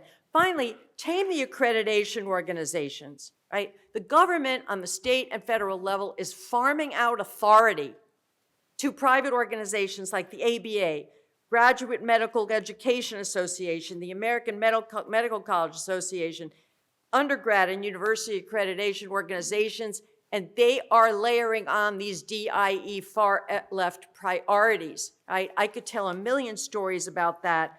That absolutely has to go. But I think the final theme here is we need strong leadership and audacity. We need an administration to come in, you know, and from my mouth to God's ear, a Republican president who says to his henchmen, my top priority is taming higher ed. That is what the Justice Department has to do, the Civil Rights Division has to do, the Department of Education has to do before we abolish it. We have to defund and cut off all of these funds that are going for leftist programs and priorities in higher ed. We have to make it work and we have to make it hurt. And that is what I want you to do. I didn't get to give my talk about how we should abolish sex education. That's a whole nother topic. That also goes back to when I was a kid. I found out how babies were made at the age of 14 from my friend Bonnie Szymanski, and look how great I turned out. So that's all I have to say. Thank you. All right, thank you, Amy. Thank you, all of our panelists. We may have time for one, maybe two questions if we can keep it very brief. So please raise your hands, wait for the mic, which hopefully you've figured out how to use better than I did until now. One quick note for our panelists too, don't be the latest to fall off the stage when we get up. Just remember, Yes. it's very small. So yes, question right here. Thank you all so much for this important panel, because I think fighting in the federal budget is one of the most important fronts in the culture war, because virtually every single line in the federal budget not only funds their institutions, but advances the left's policy goals. So I was hoping you would be able to address the aspect of the budget that makes up most of about 60% of federal spending, which is socialist transfer spending that just gets individuals and families addicted to the federal government and big government. Thank you. You know, so much of our budget, as you know, is called mandatory spending instead of discretionary spending, but we get to decide what's mandatory. So none of it's really mandatory.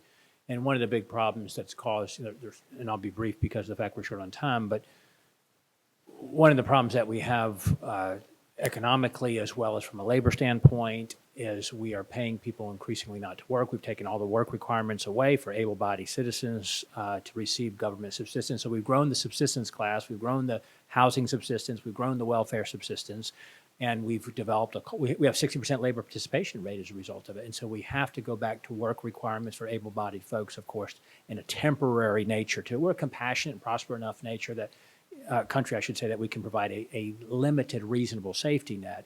But you're exactly right. We should have zero-based budgeting, and by the way, and not start with, oh, this is must spend, you know, mandatory spending. I'm part of the RSC Republican Study Committee that has put out the only budget, and it's actually a budget that does balance, that we're trying to get the entire Republican Party to adopt as well. But we deal with both mandatory as well as discretionary. I'm just going to mention one thing, which is we need to take a really hard look at the whole concept of student loans for higher ed. Okay, and just the idea that we need more and more students going to college. It sounds very harsh, but to cut that off and say, that is just a lifeline and a funding line to higher ed, to raise tuition, to expand their administrative state, deep state, to, you know, implement all of these far lefty programs. That is what it is going for. And then to seed the rest of society with these bad ideas, I really think that just has to stop. Yes, I think I got one more question over here. In terms of the leadership vote in the House, Kevin McCarthy can only afford to lose a handful of Republicans, right? So can you kind of walk us through that a little bit, how that might play out? I tried to do this as quick as possible. I did a couple of interviews today where one of them started with, well, he won the vote. He did not win the vote. He got 188 votes. 36 Republicans did not vote for him yesterday. 31 voted for Andy Biggs, who would be an excellent speaker, by the way. And 5 others voted for just 5 different votes for 5 different people. So 36 did not vote for him. 188 is a long way from 218. It's clear no one has 218. What this does, in my view, is we turn the page and we're beginning to, in my view, interview other candidates now, or we should be anyway. So that was just a nomination for the other leadership positions, majority leader, majority whip, conference chair. Of course, they become that representative for the Republican Party. But Speaker is Speaker of the House, not of the party. And so you have to have 218 on the House floor. We tell the country, tell America by voice vote who we're voting for individually. And that's where the courage really sets in, by the way. But hopefully before then, we'll have cobbled together a coalition of support for someone for 218 that would be the strongest possible person we can get. So between now, there's 49 days from today, is January 3rd. I think the quicker we turn the page and make it clear that we're not going to have the status quo, then we'll begin to have folks being willing to raise their hand and say, maybe it could be me, as long as they're in fear of the status quo being maintained and they're in fear of retaliation, then that's not going to happen. So I think there's enough of a group to try to force change, and I think I am optimistic on what will happen. All right, well, we need to leave it there, but don't go anywhere. We're going to roll right into our next speaker. For now, though, please join me in thanking our panel.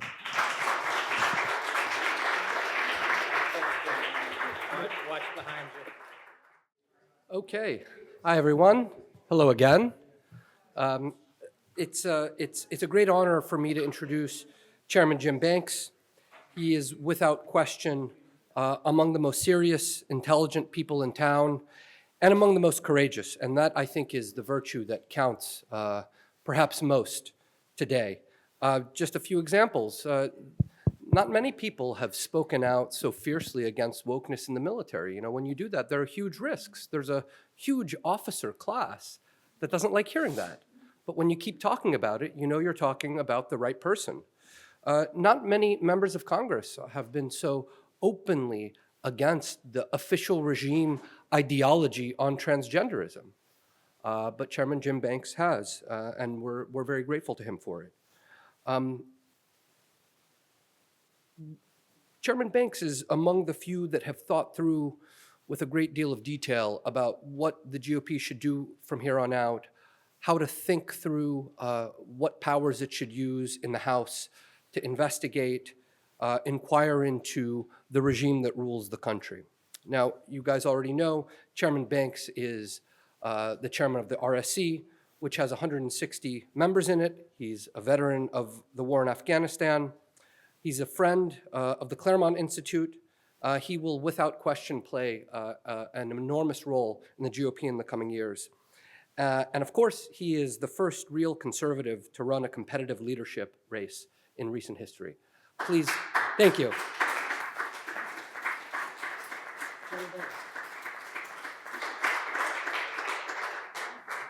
Well, thank you very much. I'm so honored to be here with all of you today. Arthur, I am told that I am General Milley's second least favorite member of Congress, only exceeded, thank you, only exceeded by Matt Gaetz. So I'm okay with that, right? I mean, when he appears before the Armed Services Committee, I sit nearby Representative Gaetz, and he stares us down because he knows it's coming. And I'm proud of that. We have a lot of work to do now that we have the gavels in the majority. Although Tuesday night was a very disappointing outcome. I'll be one of the few Republicans who will stand before an audience and say what needs to be said. It wasn't the outcome that we expected, that we desired, that it should have been on election night. It wasn't the red wave that the Republican Party promised.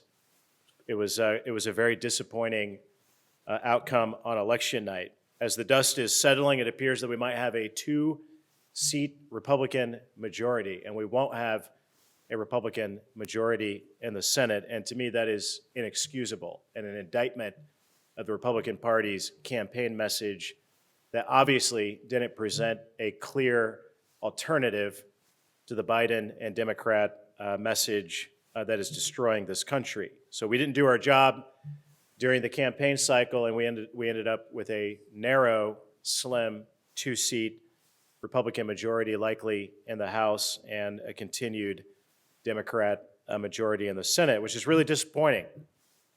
It limits our opportunity to pass a legislative agenda.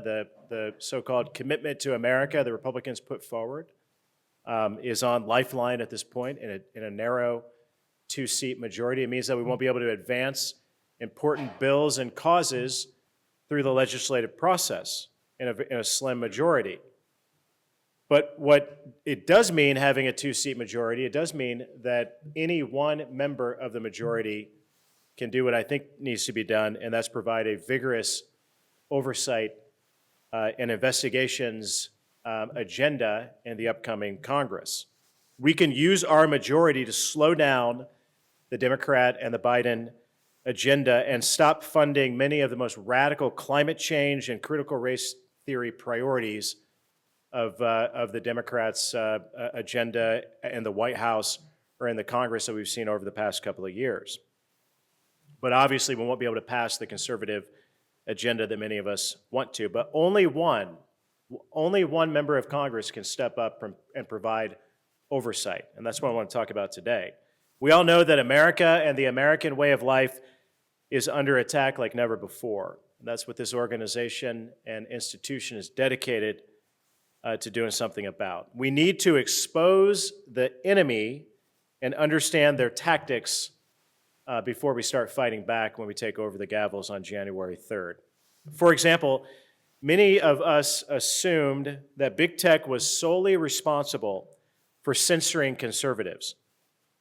But thanks to The Intercept's reporting, we now know that Facebook and Twitter were actually responding to pressure from our own government, from the federal government, the US government. So Republicans now know that fixing online censorship requires fixing big tech, but it also requires fixing our own Department of Homeland Security and the Department of Justice. So I want you to think about that for a moment. This is how Republican oversight should function, because we still can't really answer basic questions like, who is behind critical race theory in our schools? Who's advancing that and pushing critical race theory in our schools or even in the military? What role do teachers, unions, school boards, the Department of Education, and the media play? That's what we need to use oversight in the Congress to figure out. Why did we reflexively lock down America because of COVID? Was it Anthony Fauci alone who was responsible for doing that? Was it the media? Were businesses pushing for it as well? Was corporate America pushing for the lockdowns? Was there international pressure to lock down America reflexively because of COVID?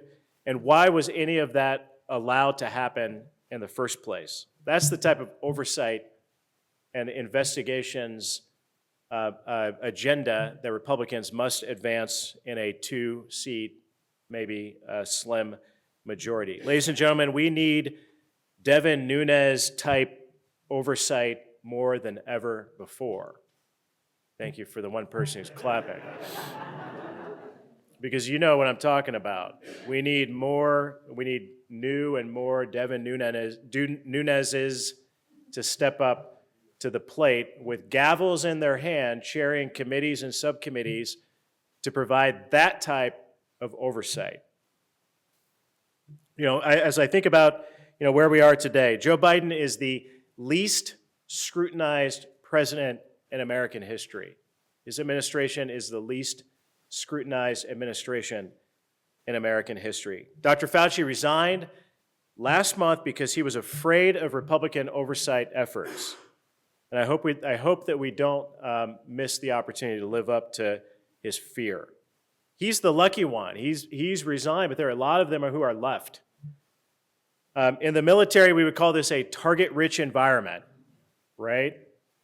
So when we think about oversight and investigations, this is indeed a target-rich environment.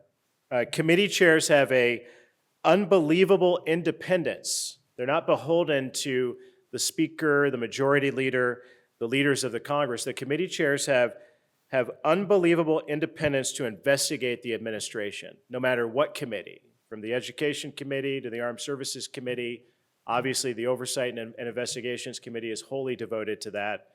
But the Ways and Means Committee, the Financial Services Committee, the Science, Space, and Technology Committee, all of the committees have unbelievable independence to provide oversight, and I hope that they use it. A lot of our committee chairs will tell you that they're going to investigate this or that, the Department of Justice, Hunter Biden's laptop, but then they'll make excuses later for why they didn't do it. And I want to ask all of you, don't buy into their excuses. Hold them accountable. Hold these committee chairs accountable to do what they said they were going to do and provide the type of oversight and investigations and accountability that many Republicans have been promising on the campaign trail. Make sure that they live up to it in the majority. From my rank and file seat, I'm going to do everything I can to make sure that our chairs do that. So with that, I thought I would give you a brief overview of, I serve on a few committees, the Armed Services Committee and the Education and Labor Committee. So to give you an overview of where we go from here before I open it up to you to answer and address any questions or thoughts that you might have, here's my wish list for where we go from here. On the Education and Labor Committee, we must investigate the decision to recommend the vaccine or demand the vaccine for young children who face virtually no risk for COVID. Then we need to investigate the National School Board Association for colluding with the Biden administration to label concerned parents domestic terrorists. Then we need to investigate Randy Weingarten for working with the Biden administration to extend school lockdowns. And then we need to force the Department of Education to produce statistics related to school lockdowns and learning loss. So that would be a primary mission of the Education and Labor Committee, of which I am a senior member. We already saw that the Department of Education has walked back an executive order to require schools to include the 1619 project in their curriculum after public backlash. So you can see just from that sunlight works, right? This is why having hearings and hauling these guys into the committee hearing room and having oversight and investigation committee hearings is meaningful, because sunlight works. So with that, we have to investigate the Department of Education for promoting CRT and find out whether they violated existing federal civil rights laws in doing it. Then we need to investigate states' use of federal COVID funds to promote anti-American curriculum in schools. Then we need to review learning materials in states like California and New York for CRT-related content that potentially violates federal law and would disqualify them from federal funding. And then we will investigate, my favorite, we're going to investigate the teachers' union's role in school closures and curriculum decisions and develop legislation to ban teachers' unions from doing that.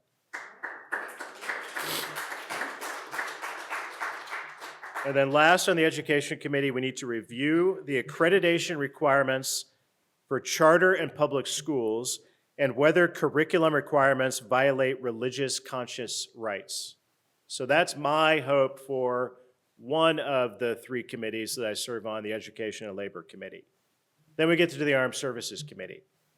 I'm a veteran of the war in Afghanistan. I've been proud to wear the uniform, and I'm ashamed of some of the leadership or lack thereof that we have at the highest ranks of the United States military today that projects wokeness and weakness abroad in such a severe way. So with that, West Point and the Naval Academy both are indoctrinating cadets with critical race theory, and we must hold them accountable for it. We need to investigate the wrongful termination of service members over the vaccine mandate and their blanket denial of religious accommodation requests, which violate the Religious Freedom Restoration Act and the Department of Defense's own policy. We need to investigate the Pentagon's stand-down order and their discrimination against conservative service members.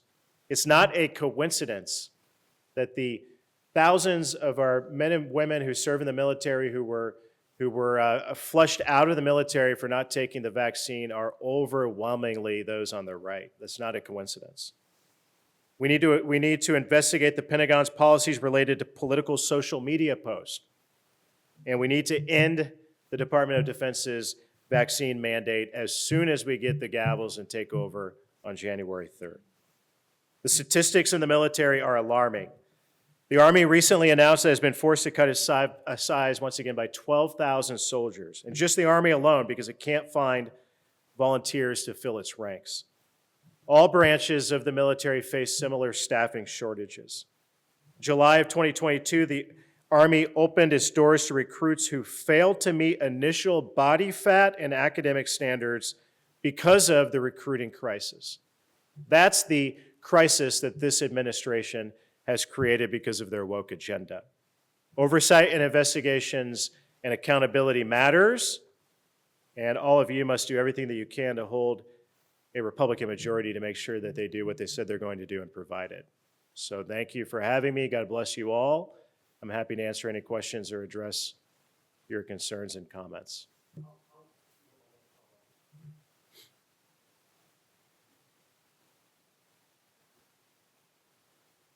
Yes, ma'am.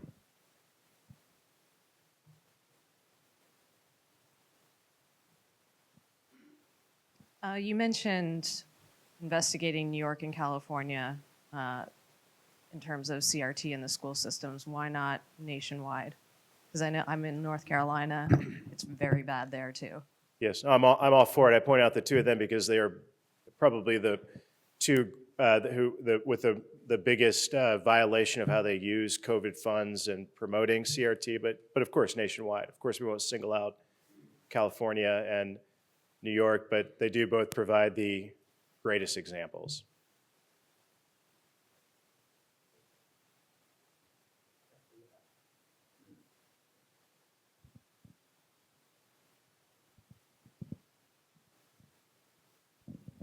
Congressman, thank you for your service. Quick question. Investigations, why can't we investigate, we don't want to federalize elections, but why can't we investigate why it takes so long for some of these election results to come back? Yeah, I actually think there's a entirely appropriate role for the Congress to provide that type of oversight and investigations of, especially when we're talking about federal elections. Okay, we have federal election law that's being violated, and we should provide that type of oversight. So my hope is that the House Administration Committee, which has oversight of elections, and from HAVA, the federal election law, my hope is that they will launch into those investigations. And it's going to take conservatives in the House. It's going to take outside influence maybe from organizations like this one to encourage that to happen. I hope that you'll step up and make your voices heard and demand that. Other questions? Congressman, Title IX regs, the obviously are horrible. They're just, if anybody's read them, they're horrible. I have them memorized, sadly. Your committee, at this juncture, really can't do much in terms of a pushback. They're likely to be enacted. So it's really going to be up to the states. I want to make sure that that's correct. And anybody who works with the states, that they really are going to have to ask for an injunction immediately against the regs based on, the Supreme Court ruling in West Virginia versus EPA. Is that your take on it? Is there anything your committee can do around once those are enacted? I think we have a duty to try. And if we have 220 Republicans in the House, I can't imagine that 220 of them wouldn't vote for legislation to fix the mess that the Biden administration has created with Title IX. And if simply starting with saving girls' sports is a place to find broad consensus, that's one place to start. Doesn't go far enough. But as a girl dad of daughters 13, 11, and 9 years old, it's a mission of mine to take on that cause. So I hope our committee passes bills, but on top of that, I hope we hold hearings and bring those who have been affected by this outrageousness before the hearing to testify and give them a platform. That's the first thing that we can do. Andrew Kloster. Can you talk a little bit about maybe the appropriate use of, I know it's a narrow majority, but the appropriate use of congressional subpoenas? I know we've seen some pretty aggressive, maybe even unlawful subpoenas. I don't want to repeat that. I don't think anybody does, but kind of, are they off the table, on the table? What should they sort of look like as a tool? Yeah, totally on the table. And each of the committees have, again, they have significant independence with subpoena power that they should use in many circumstances to to tackle these issues. So, Jim Jordan will have subpoena power to go to haul Hunter Biden before the committee and hold the hearings to expose the Hunter Biden, the Biden family cartel, some of their entanglements with our biggest adversaries. I hope he uses that. I hope that's the place to start. See, against a target-rich environment, that's probably the place. That's the first place to go. So I hope he does it. Julie Kelly. Congressman, what percentage of the Republican House members are really serious about confronting the Department of Justice and FBI, either seeking major reforms, not dismantling it, abolishing, I don't see that, but what percentage are really serious about tackling that? Because it's a major issue. And can I add one name to the list of people who recently retired so he wouldn't be grilled by Congress, and that's a man named Stephen D'Antuono, who was the head of the Detroit FBI field office during the Whitmer Fed-napping hoax, quickly promoted to take over the Washington field office. He announced his retirement 2 weeks ago, so he won't face any scrutiny. Hopefully he will. So, but if you could just say what percentage you think are really serious. I don't know if I want to answer that question. By the way, whatever the Claremont Institute equivalent is of a Pulitzer Prize, Julie Kelly deserves it.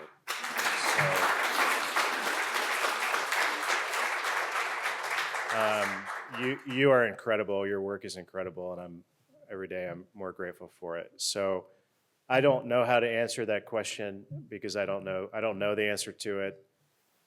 I just think that what all of you are doing here today, all of you standing up and making your voices heard, that will be the difference between whether or not this 220-seat Republican majority will be bold or not and do what it has to do. So that's what you stand for. I hope you rattle the cages and make your voices heard in a loud way to encourage these committees who are going to have more oversight authority than what most Americans realize to do things that they need to do.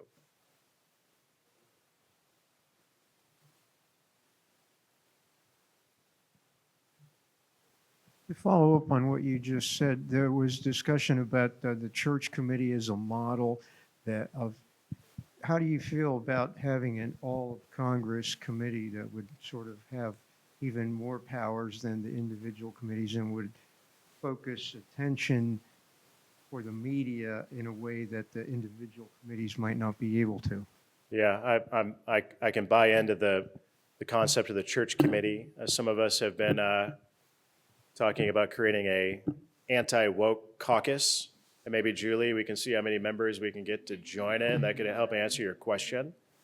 I've asked my staff to go back today and start working on it.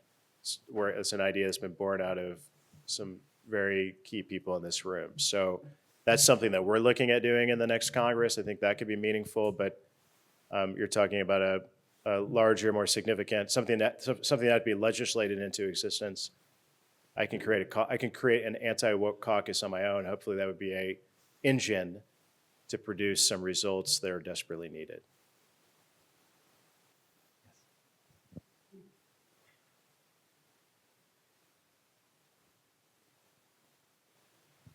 We've heard a lot of people talking about, so far, investigations and oversight, which has to be the start, defunding or fencing funding and other ways to slow down the abuses of power. But per Julie's point, we've got malfeasance and abuse of power by the FBI and the DOJ that is ongoing against U.S. citizens in a way I don't think any of us have ever witnessed in our lifetime. The one word I haven't heard yet today is impeachment. And I'm not talking about Joe Biden. That'd be a waste of time. I think having him sleepwalking around is actually preferable to Kamala. But what about Christopher Wray? Why can't we have some accountability? We're not going to get accountability, and the press is not going to cover. I run WorldStrat. We do information warfare. I understand the uphill battle to get our issues into the media, but they would have to cover an impeachment in a way that they won't cover investigations or anything else. If you put Christopher Wray in the dock, you get to depose people, you get to ask questions, and if you can get him impeached, you get a trial in the Senate. Is that something our team is worth, or at least considering doing? Yeah, so Accountability is the result of oversight and investigations, of effective oversight and investigations. And accountability is impeachment. So impeach Christopher Wray, he deserves it. Impeach Secretary Mayorkas, he deserves it. You don't need to hold a hearing to convince me, I'm already there. So, and you could add a lot more to that list as well. So this will be a opening act of the Republican majority. How far do we go and when do we do it? I hope we do it quickly.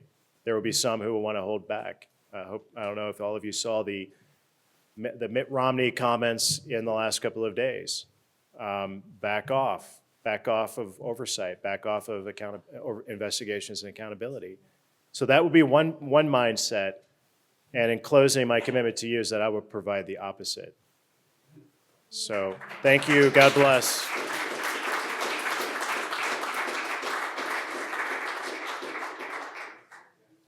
So you get to hear from me a second time this afternoon. I have the distinct pleasure of introducing you to our final speaker of the day.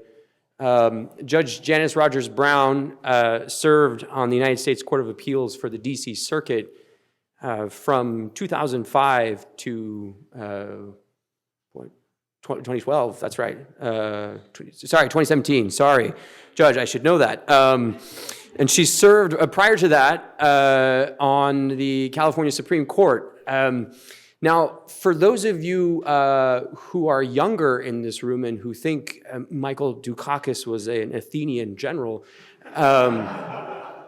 Judge Brown was on nearly every short list for the Supreme Court for years, and but for two gentlemen by the name of Joe Biden and Barack Obama probably would have been seated on the Supreme Court under George W. Bush. I give that to you so that you can put into proper perspective the reputation and the stature of who you're going to hear from.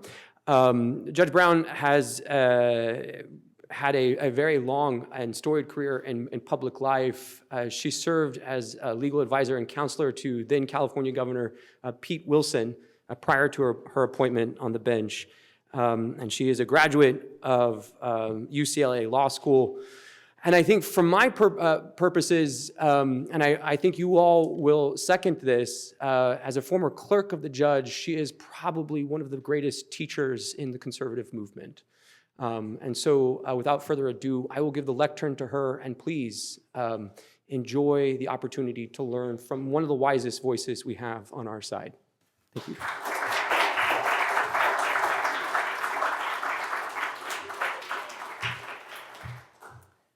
Well, good afternoon. Thank you. That was such a lovely introduction. I think I should just leave now. Quit while I'm ahead.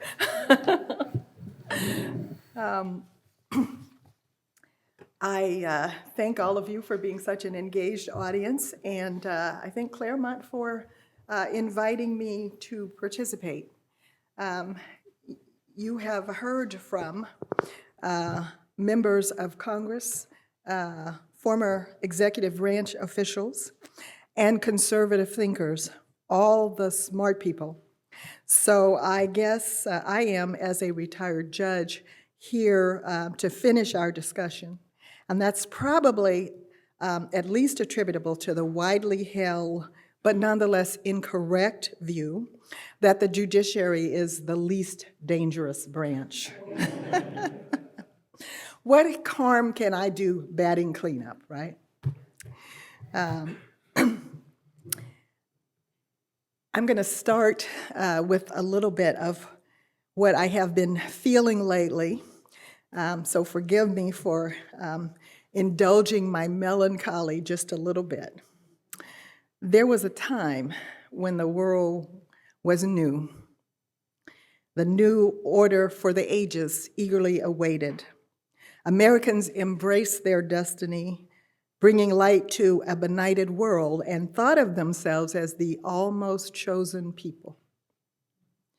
However, in the fullness of time, civilizational confidence ebbed away, sapped by a series of heresies, half-truths, and abundance of hubris.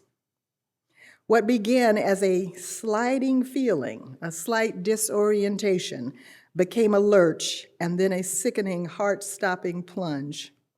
We fell like a meteor shower, our fading lights painting streaks on the walls of heaven as we hurtled into the dark. How we fell, how we went from being a city on a hill to no more than a faint luminescence at the bottom of the abyss is a stern cautionary tale.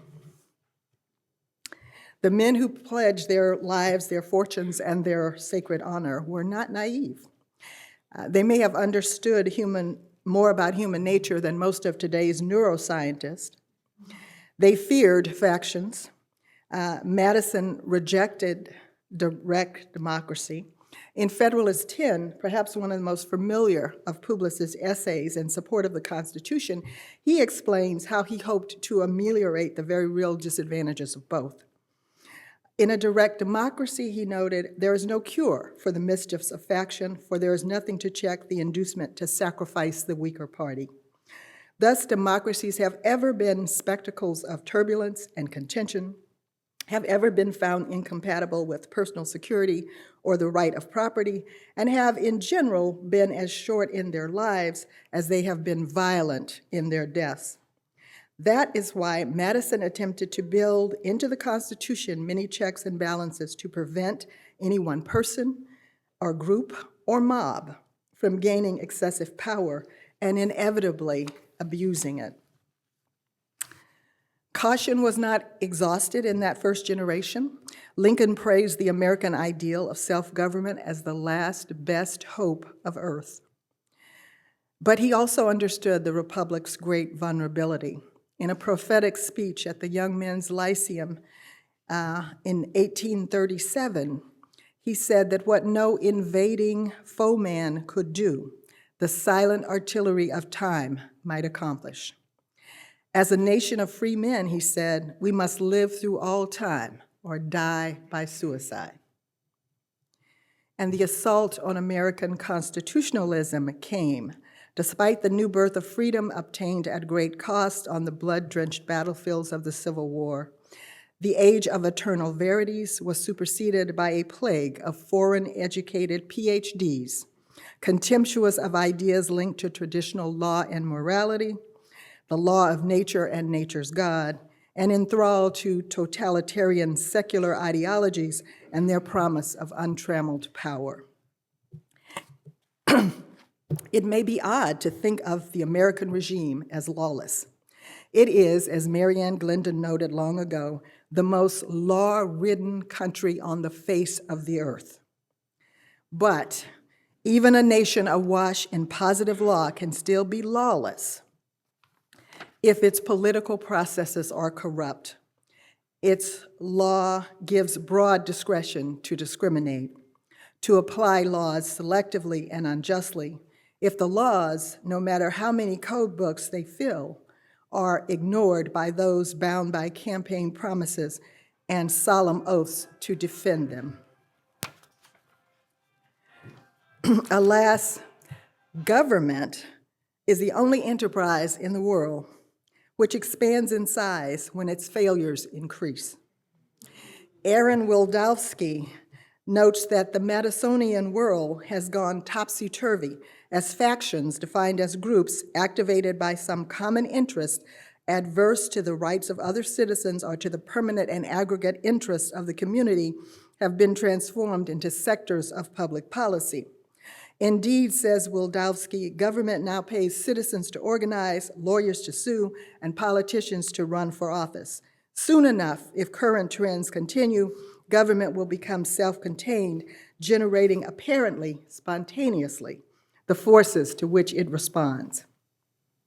Now, Wildowski said that in the 1990s, so I hope that this discussion can go on from there and can talk about something else. He explains how, and maybe not why, we're so comfortable with that result. But the general consensus, I think, from most legal commentators is that the Madisonian system has been undone by political ambition, popular democracy, and judicial fecklessness. I will get to judicial fecklessness in a moment, but I just want to say that I'm not particularly down on judges. Some of my best friends are judges. My point that I hope to get to is that maybe we expect too much of them. And that's a different problem altogether. But the way we start down this road is because, as you heard in an earlier panel, of what people perceived as widespread abuse of political patronage, partisan collusion, and dishonest graft, courtesy of business political alliances involving railroads and manufacturing and agriculture, and that provided much of the justification for the progressive movement of the early 20th century. Woodrow Wilson's anti-founding animus was apparent. He dismissed the Declaration of Independence as 4th of July sentiments, basically. He had a very contemptuous attitude toward the documents that we see as critical underpinning of our regime. He well understood the repudiation of that ideal of human equality was the death knell of limited government, and he applauded it. He was all in favor of that. It was his insistence that disinterested administrators and a British-style parliament and a president elected by popular majority and functioning like a prime minister be the cure to corruption and would, quote, save democracy. As it turned out, enlarging and entrenching federal power was a prelude to worse and more intractable corruption in the future. But the court's role in this dissolution is pretty easy to trace. In Seward Machine Company, the court decided that Congress's power to tax and spend was for the welfare of the country as a whole. In other words, taxing and spending for the general welfare was a plenary power, you would say, okay? On the same day, it upheld the Social Security Old Age Insurance Program in Helvering v. Davis. And that decision was followed in short order by a case called United States v. Caroline Products, which all the lawyers in the room are familiar with, I'm sure. But that case invented rational basis review and basically said economic regulation was entitled to a strong presumption of constitutional validity. A couple of years later, they decided a case called Wickard v. Filburn, which gave a very expansive gloss to Congress's power over interstate commerce. And that, Charles Murray contends, those decisions between 1937 and 1942 transformed the nation. And with the benefit of hindsight, it certainly looks that way, right? So President Roosevelt, who maybe intimidated the court, maybe not, but he made an early appeal for the creation of a welfare state in an address to Congress in 1941. Among the 4 freedoms that he identified was freedom from fear and freedom from want. Freedom from fear is a rather nebulous and meaningless slogan. I don't think anybody's ever tried to figure out exactly what that meant. But freedom from want really meant not a freedom, but a right. And it was the right to the necessities of life at public expense. And that seemingly innocuous phrase, freedom from want, heralded a shift from negative rights which shielded people from arbitrary interference by government, to positive rights, government as a sword to ensure entitlements, a shift from limited to unlimited, indeed limitless government, and a massive shift of power from the people to the government. The philosophical justification for this accelerating process of redistribution is that government has the duty not only to alleviate the lot of the poor, but to abolish poverty itself. And that became, of course, the portfolio of the Great Society. That we are no longer going to permit anyone to live in poverty as the bureaucracy defines it. Abolishing poverty and inequality was the impetus for that effort, which has now cost trillions of dollars with very little change in the level of poverty as defined by the bureaucrats, and with some untoward consequences that maybe or maybe not were unintended, but certainly that nobody talked about at the time. As a result, there are a lot of legal commentators who now look at our political institutions as systematically, professionally, and irredeemably corrupt. And that's because that's not an unusual consequence of having a huge source of money.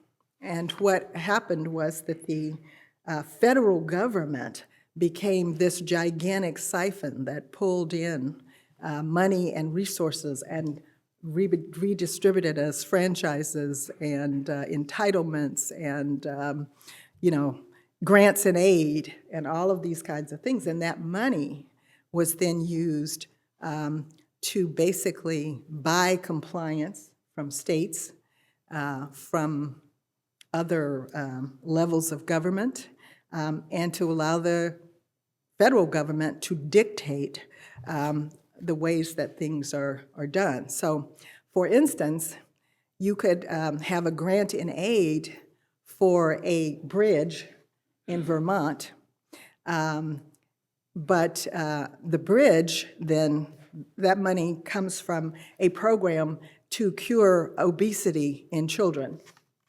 Well, what's a bridge in Vermont got to do with obesity in young people?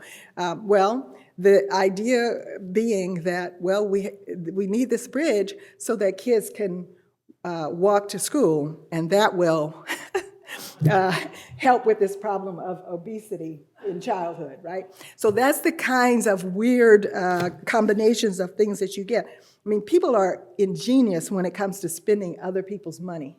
They really, really figure out ways to do that.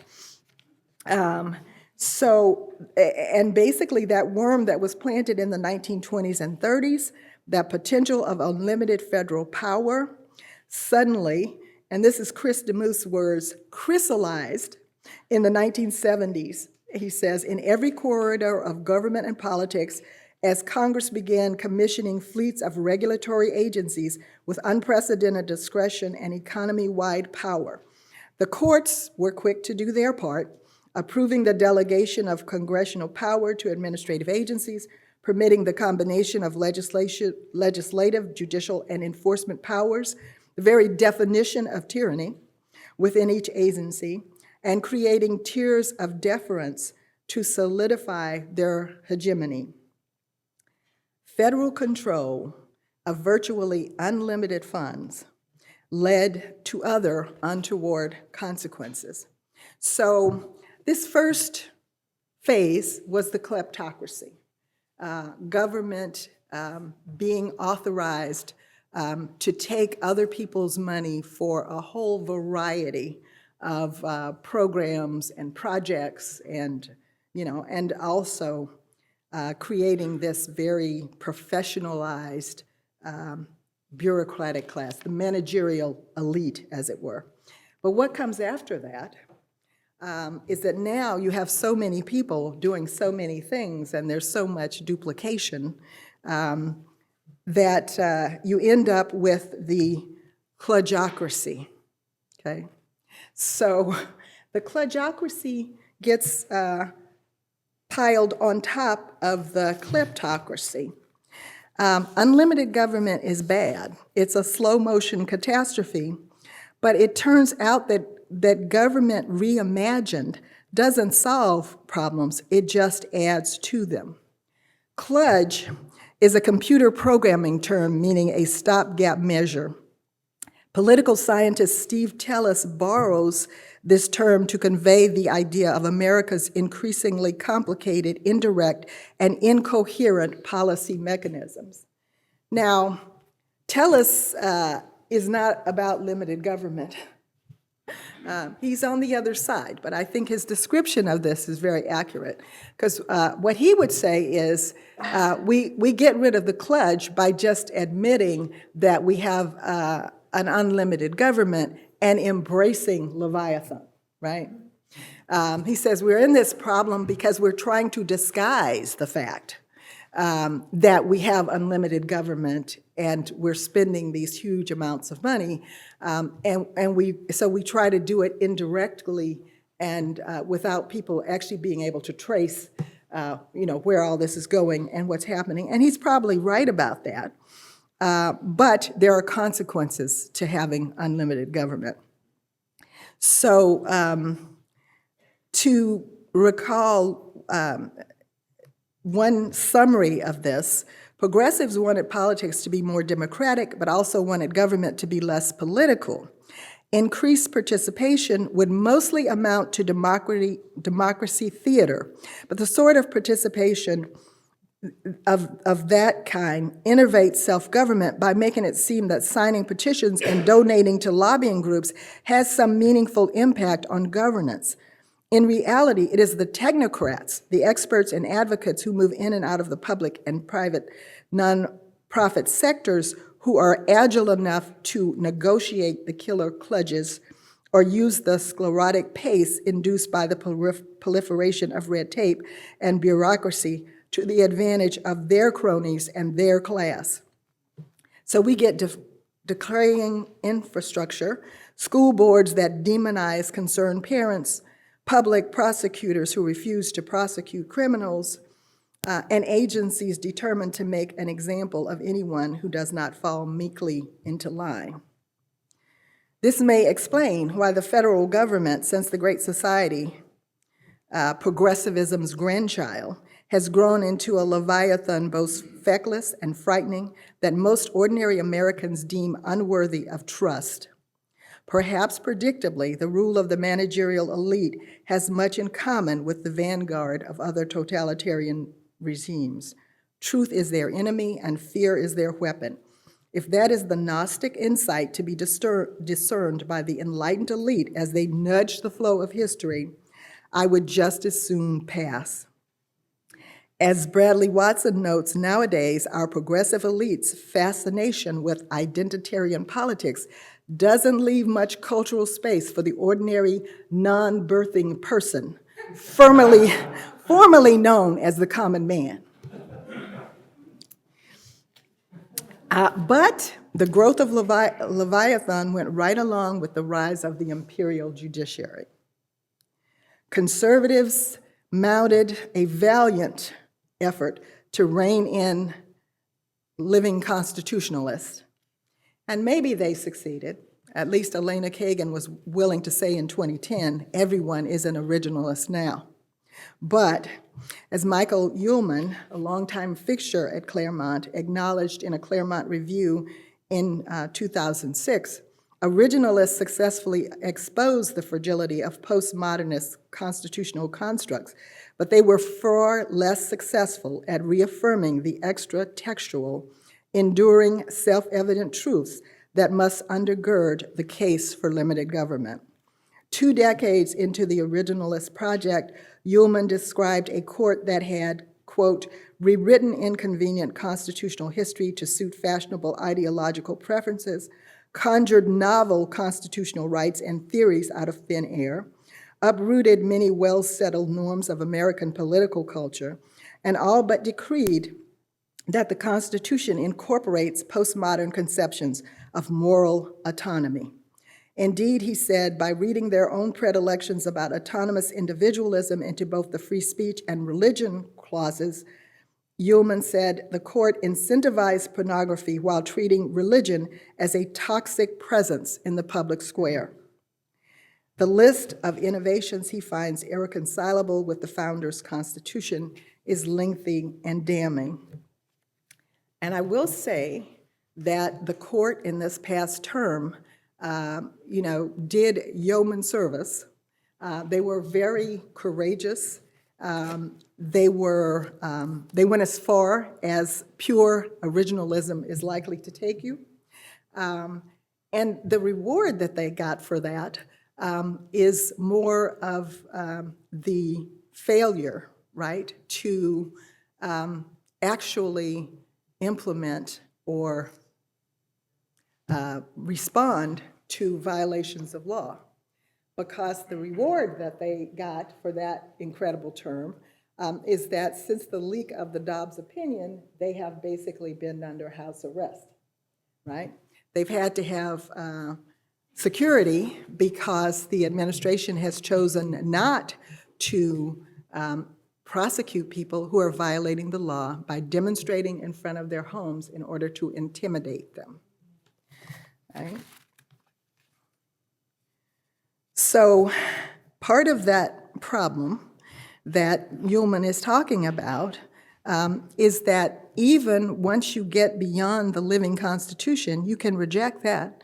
But what Harry Jaffer says is both the people who object to the living Constitution, the advocates for, and the opponents of living constitutionalism were both followers of Holmes, right? So, in fact, they embrace this fact-value distinction, which is at the heart of progressive orthodoxy. This is the dogma that holds that all moral judgments are value judgments, and that there is no rational way of deciding among conflicting values. So we have this problem Charles Kessler cogently describes as you can have progressivism, progressivism fast forward or progressivism slow motion. You just have progressivism nevertheless, okay? And this makes it very hard to distinguish strict textual originalism from positivism. What Jaffa says is no one can at the same time be a legal positivist and an adherent to the original intentions of the framers. In asking what were the intentions of the Founding Fathers, we are asking what principles of moral and political philosophy guided them. The crisis of American constitutionalism, the crisis of the West, lies in precisely the denial that there are any such principles or truths, okay? So, finally, we've had kleptocracy and kludgeocracy, and so finally, demonocracy. Rizard Lagudo insists that there's a demon in democracy. He says you don't have to be very acute to see a strong resemblance between the communist activists on the one hand and the liberal democratic lumpen intellectual on the other, right? There's a Marxist unity to their theory and practice. In other words, the coercive utopia and the permissive cornucopia are mirror images. The brooding benevolence of the permissive cornucopia is only permissive to its favored victims. On those inclined to resist its coercive call to compassion, it will not hesitate to use the whip, to scourge with fire and sword, or its modern equivalents, the IRS and the FBI. In 2019, Zach Goldberg did a deep dive into the woke revolution that he said was transforming American politics. And he's concluded that the baseline attitudes expressed by white liberals on racial and social justice questions have become radically more liberal. And he suggested this revolution in moral sentiment is what has led to the ideological stridency and intolerance of anyone or anything that stands in the way. This ongoing transformation is what Matthew Iglesias has described as the Great Awakening, and he has posited it has moved white liberals so far to the left on questions of race and racism that they now are to the left even of the typical black voter. So he says, so Goldberg says the woke elite act like white saviors who must lead the rest of the country, including the racial minorities whose interests they claim to represent, to a vision of justice the less enlightened groups would not choose for themselves. I should pause here for an aside. One very respectable commentator has decried using the term woke because it says it makes these folks seem trendy and a little bit cuddly. He says they should be called Marxists pure and simple. There is some truth to his criticism, but I would say they are Marxists, corrupt, and complicated. In context, woke serves as well as any other appellation, and its religious connotation is useful. Okay? While Goldberg finds the liberals' greater concern for the outgroups and even the world as a whole, globalism, praiseworthy, he admits a problem arises when these moral emotions become hyperactive, detached from objective reality, when they motivate the division of society into allies and enemies, and generate a level of sanctimonious outrage and judgment that places all political dissent beyond the pale. Now, I think his analysis is plausible, and it's perhaps even comforting, and I think that's how we started out thinking about this. But I think his explanation is far too benign. The totalitarian overreach of the woke mob is not an artifact of their overzealousness in doing good. It is a feature of their malevolent intent. This is not a noble idea that went wrong. Like communism and the radicalism of the 60s, these ideas were born wrong. In a book that's nearly 2 decades old now, Jean-Francois Revel celebrated the world's apparent rejection of the utopian illusion, but warned that the false idol that has dominated the political culture of the left, the idea of revolution, had been repulsed, not vanquished. Revel observed that the uprising of 1989, what Francis Fukuyama dubbed the end of history, was not the result of a romantic pursuit by elites of some utopian goal. It was the attempt of ordinary people to restore authentic democratic traditions subverted by political gangsters. Utopians, he reminds us, are shrewd seducers. They propose the opposite of what they are really aiming for. The tragedy is revolutionaries reproduce the very evils they say they will extirpate. And that, I believe, is why the revolution of 2020 looked so familiar.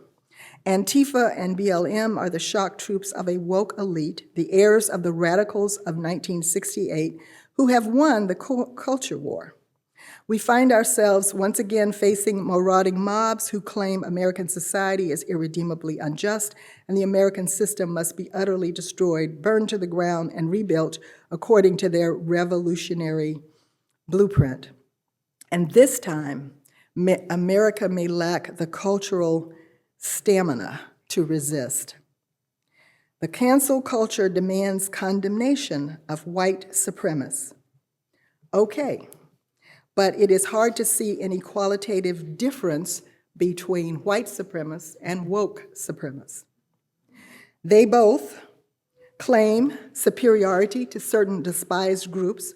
Both contend it is appropriate to treat members of such groups with contempt.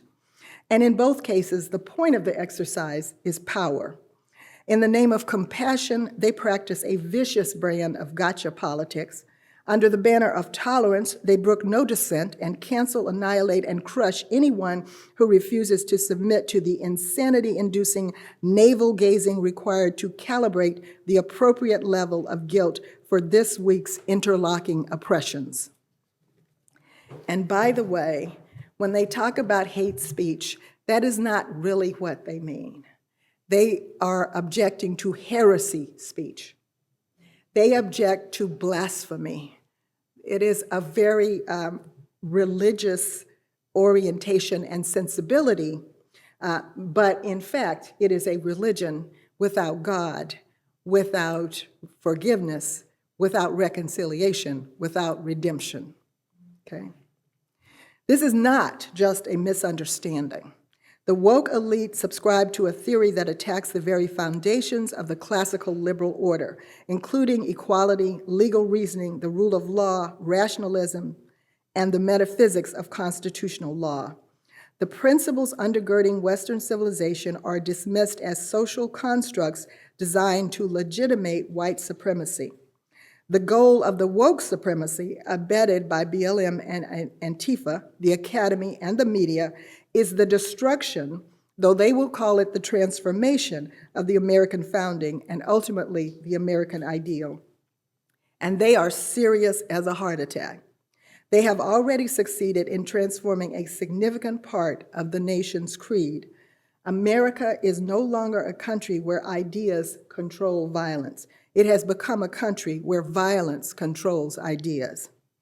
It is difficult to conceive of a result more antithetical to our constitutional ethic. Ravel offers a stern warning we should heed. He says, "We cannot compromise with a system, one of whose objectives is our destruction, but must know how to distinguish between respect, which should not be uncritical, and servility in the face of systems whose internal logic implies the debasement or annihilation of our own." As he explains, you can make deals with the interests of others, but not their prejudices.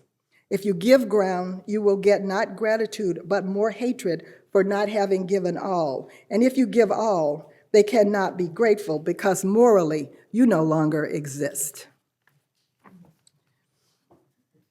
As Calvin Coolidge explained in a wonderful speech given in 1926 to celebrate the 150th anniversary of the Declaration of Independence, most of those who clamor for reform are, he says, sincere but ill-informed.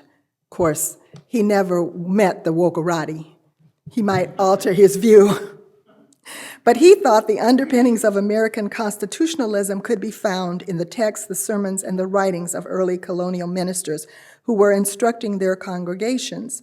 Thus, he said, they preached equality because they believed in the fatherhood of God and the brotherhood of man. They justified freedom by the text that we are all created in the divine image, all partakers of the divine spirit. He concludes, the things of the spirit come first, and warns that if we hope to maintain the legacy bequeathed to us, we must be like-minded. Man does not live by bread alone. Humanity survives if material wants are met, but humankind thrives only by recognizing the transcendent. Then our words have power and our symbols are potent. When warrior virtues like honor and valor and sacrifice still have meaning, when courage still makes us cry, in the end, we will have as bad a society as we are willing to endure, as good a society as we are willing to work to achieve. That work will be done in our homes, our families, our friendships, and our relationships with other people as individuals and not as classes or cardboard cutouts. Government, when properly limited, can assist us, but it can never substitute for individual responsibility, accountability, and energy. Most of all, it can never substitute for faith. I usually cite Oliver Wendell Holmes only to disagree with him, but Grant Gilmore attributes a paraphrase to Holmes with which I strongly agree. He said, "Law reflects, but in no sense determines the moral worth of society. The values of a reasonably just society will reflect themselves in a reasonably just law. The better the society, the less law there will be. In heaven, there will be no law, and the lion will lie down with the lamb. The values of an unjust society will reflect themselves in unjust law. The worse the society, the more law there will be. In hell, there will be nothing but law, and due process will be meticulously observed." The desire to have government as the answer to all difficulties is understandable, but the Supreme Court cannot be the source of our salvation. It has all too often been part of the problem. Government is not the all-purpose lifeline that can bail us out of what ails us. Faith in Almighty God is. In addition, and this is a critical point, the relentless conformity and stunted spirit that result from efficient, encompassing government does irredeemable things to our humanity. And the difficulty of living in a society where we are dealing with incompetence, inefficiency, intimidation, and bullying does irredeemable things to our sanity. I tend to agree with T.S. Eliot that the only hopeful course for a society that would thrive and continue its creative activity in the arts of civilization lies in the recognition and celebration of our Judeo-Christian roots. He says that prospect involves at least inconvenience and discomfort, but here as hereafter, the alternative to hell is purgatory. We really have no choice. We are in the throes of a woke revolution, an attempt to impose a top-down tyranny of the self-interested, narcissistic minority committed to warping not just state power, but all institutions to serve private interests, not only indifferent to, but boastfully dismissive of the notion of the common good. The only appropriate response is a bottom-up resistance to the selfless, courageous, ordinary citizens determined to act in support of the common good. Whether this bottom-up resistance begins here in DC is unclear. But what is certain is that for the resistance to succeed, it must, like the Marxist assault against our constitutional republic, be all-encompassing. Congress may not be the leader of our effort, but it too will need to be redeemed. Thank you.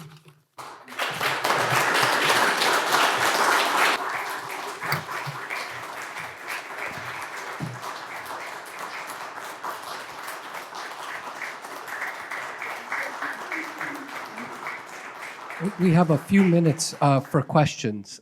Please raise your hand and make yourself known.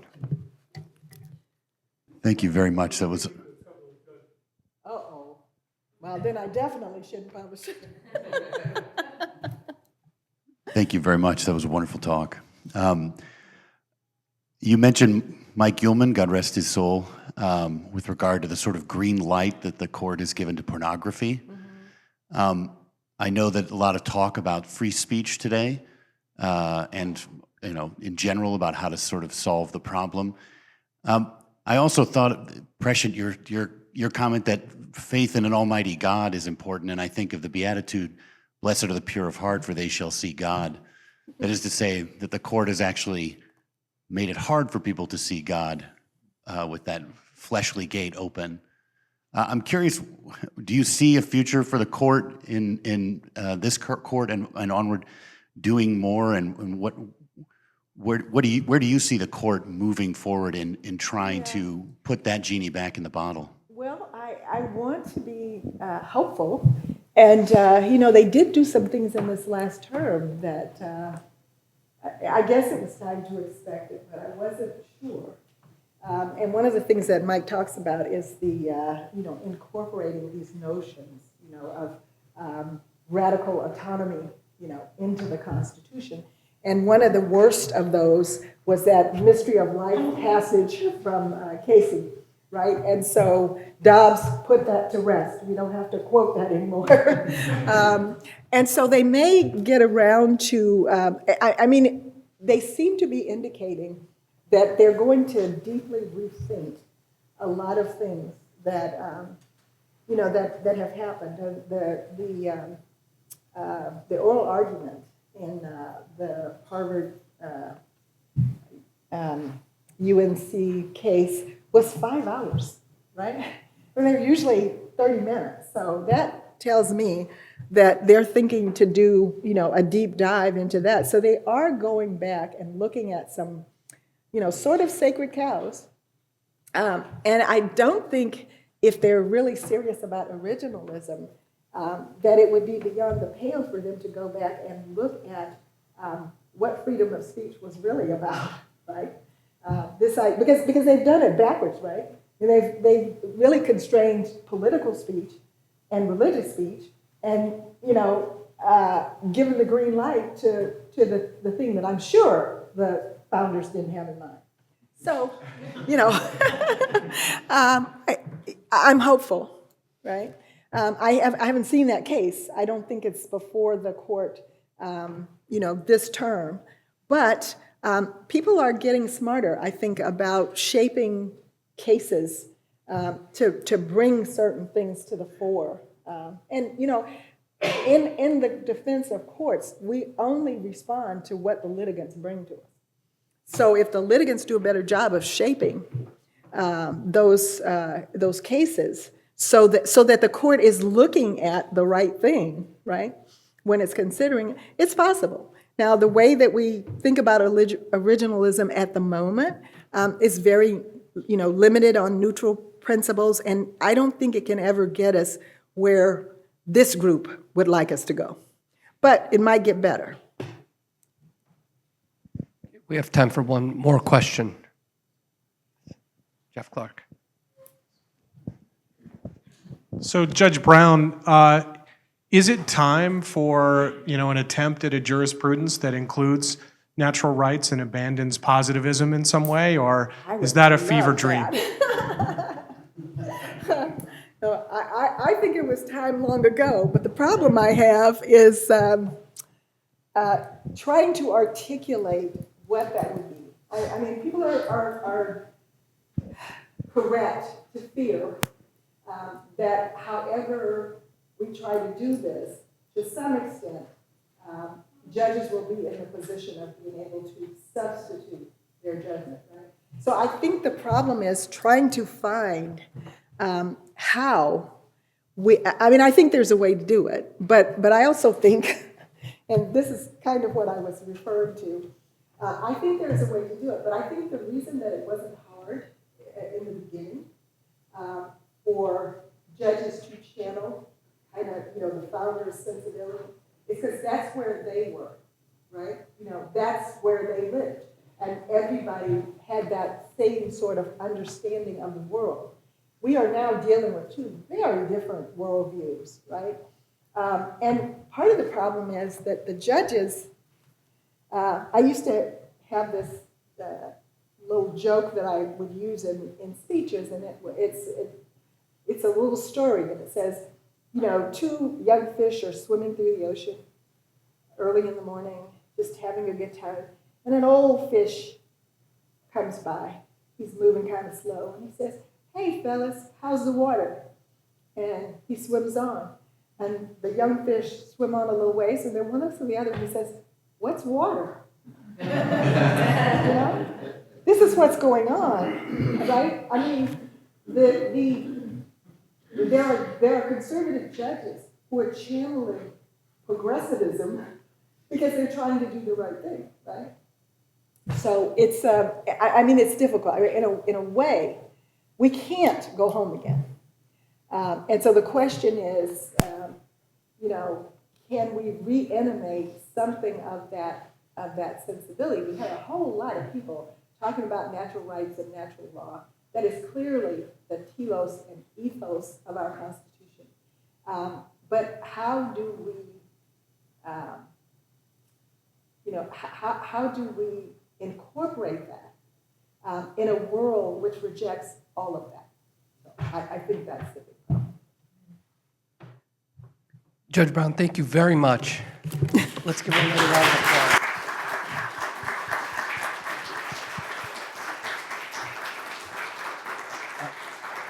This concludes our conference for the day. Thank you very much, everybody, for coming. Thank you to our co-sponsors, to all of our panelists. We hope to stay in touch with you guys and keep a lookout for future events. Thanks a lot.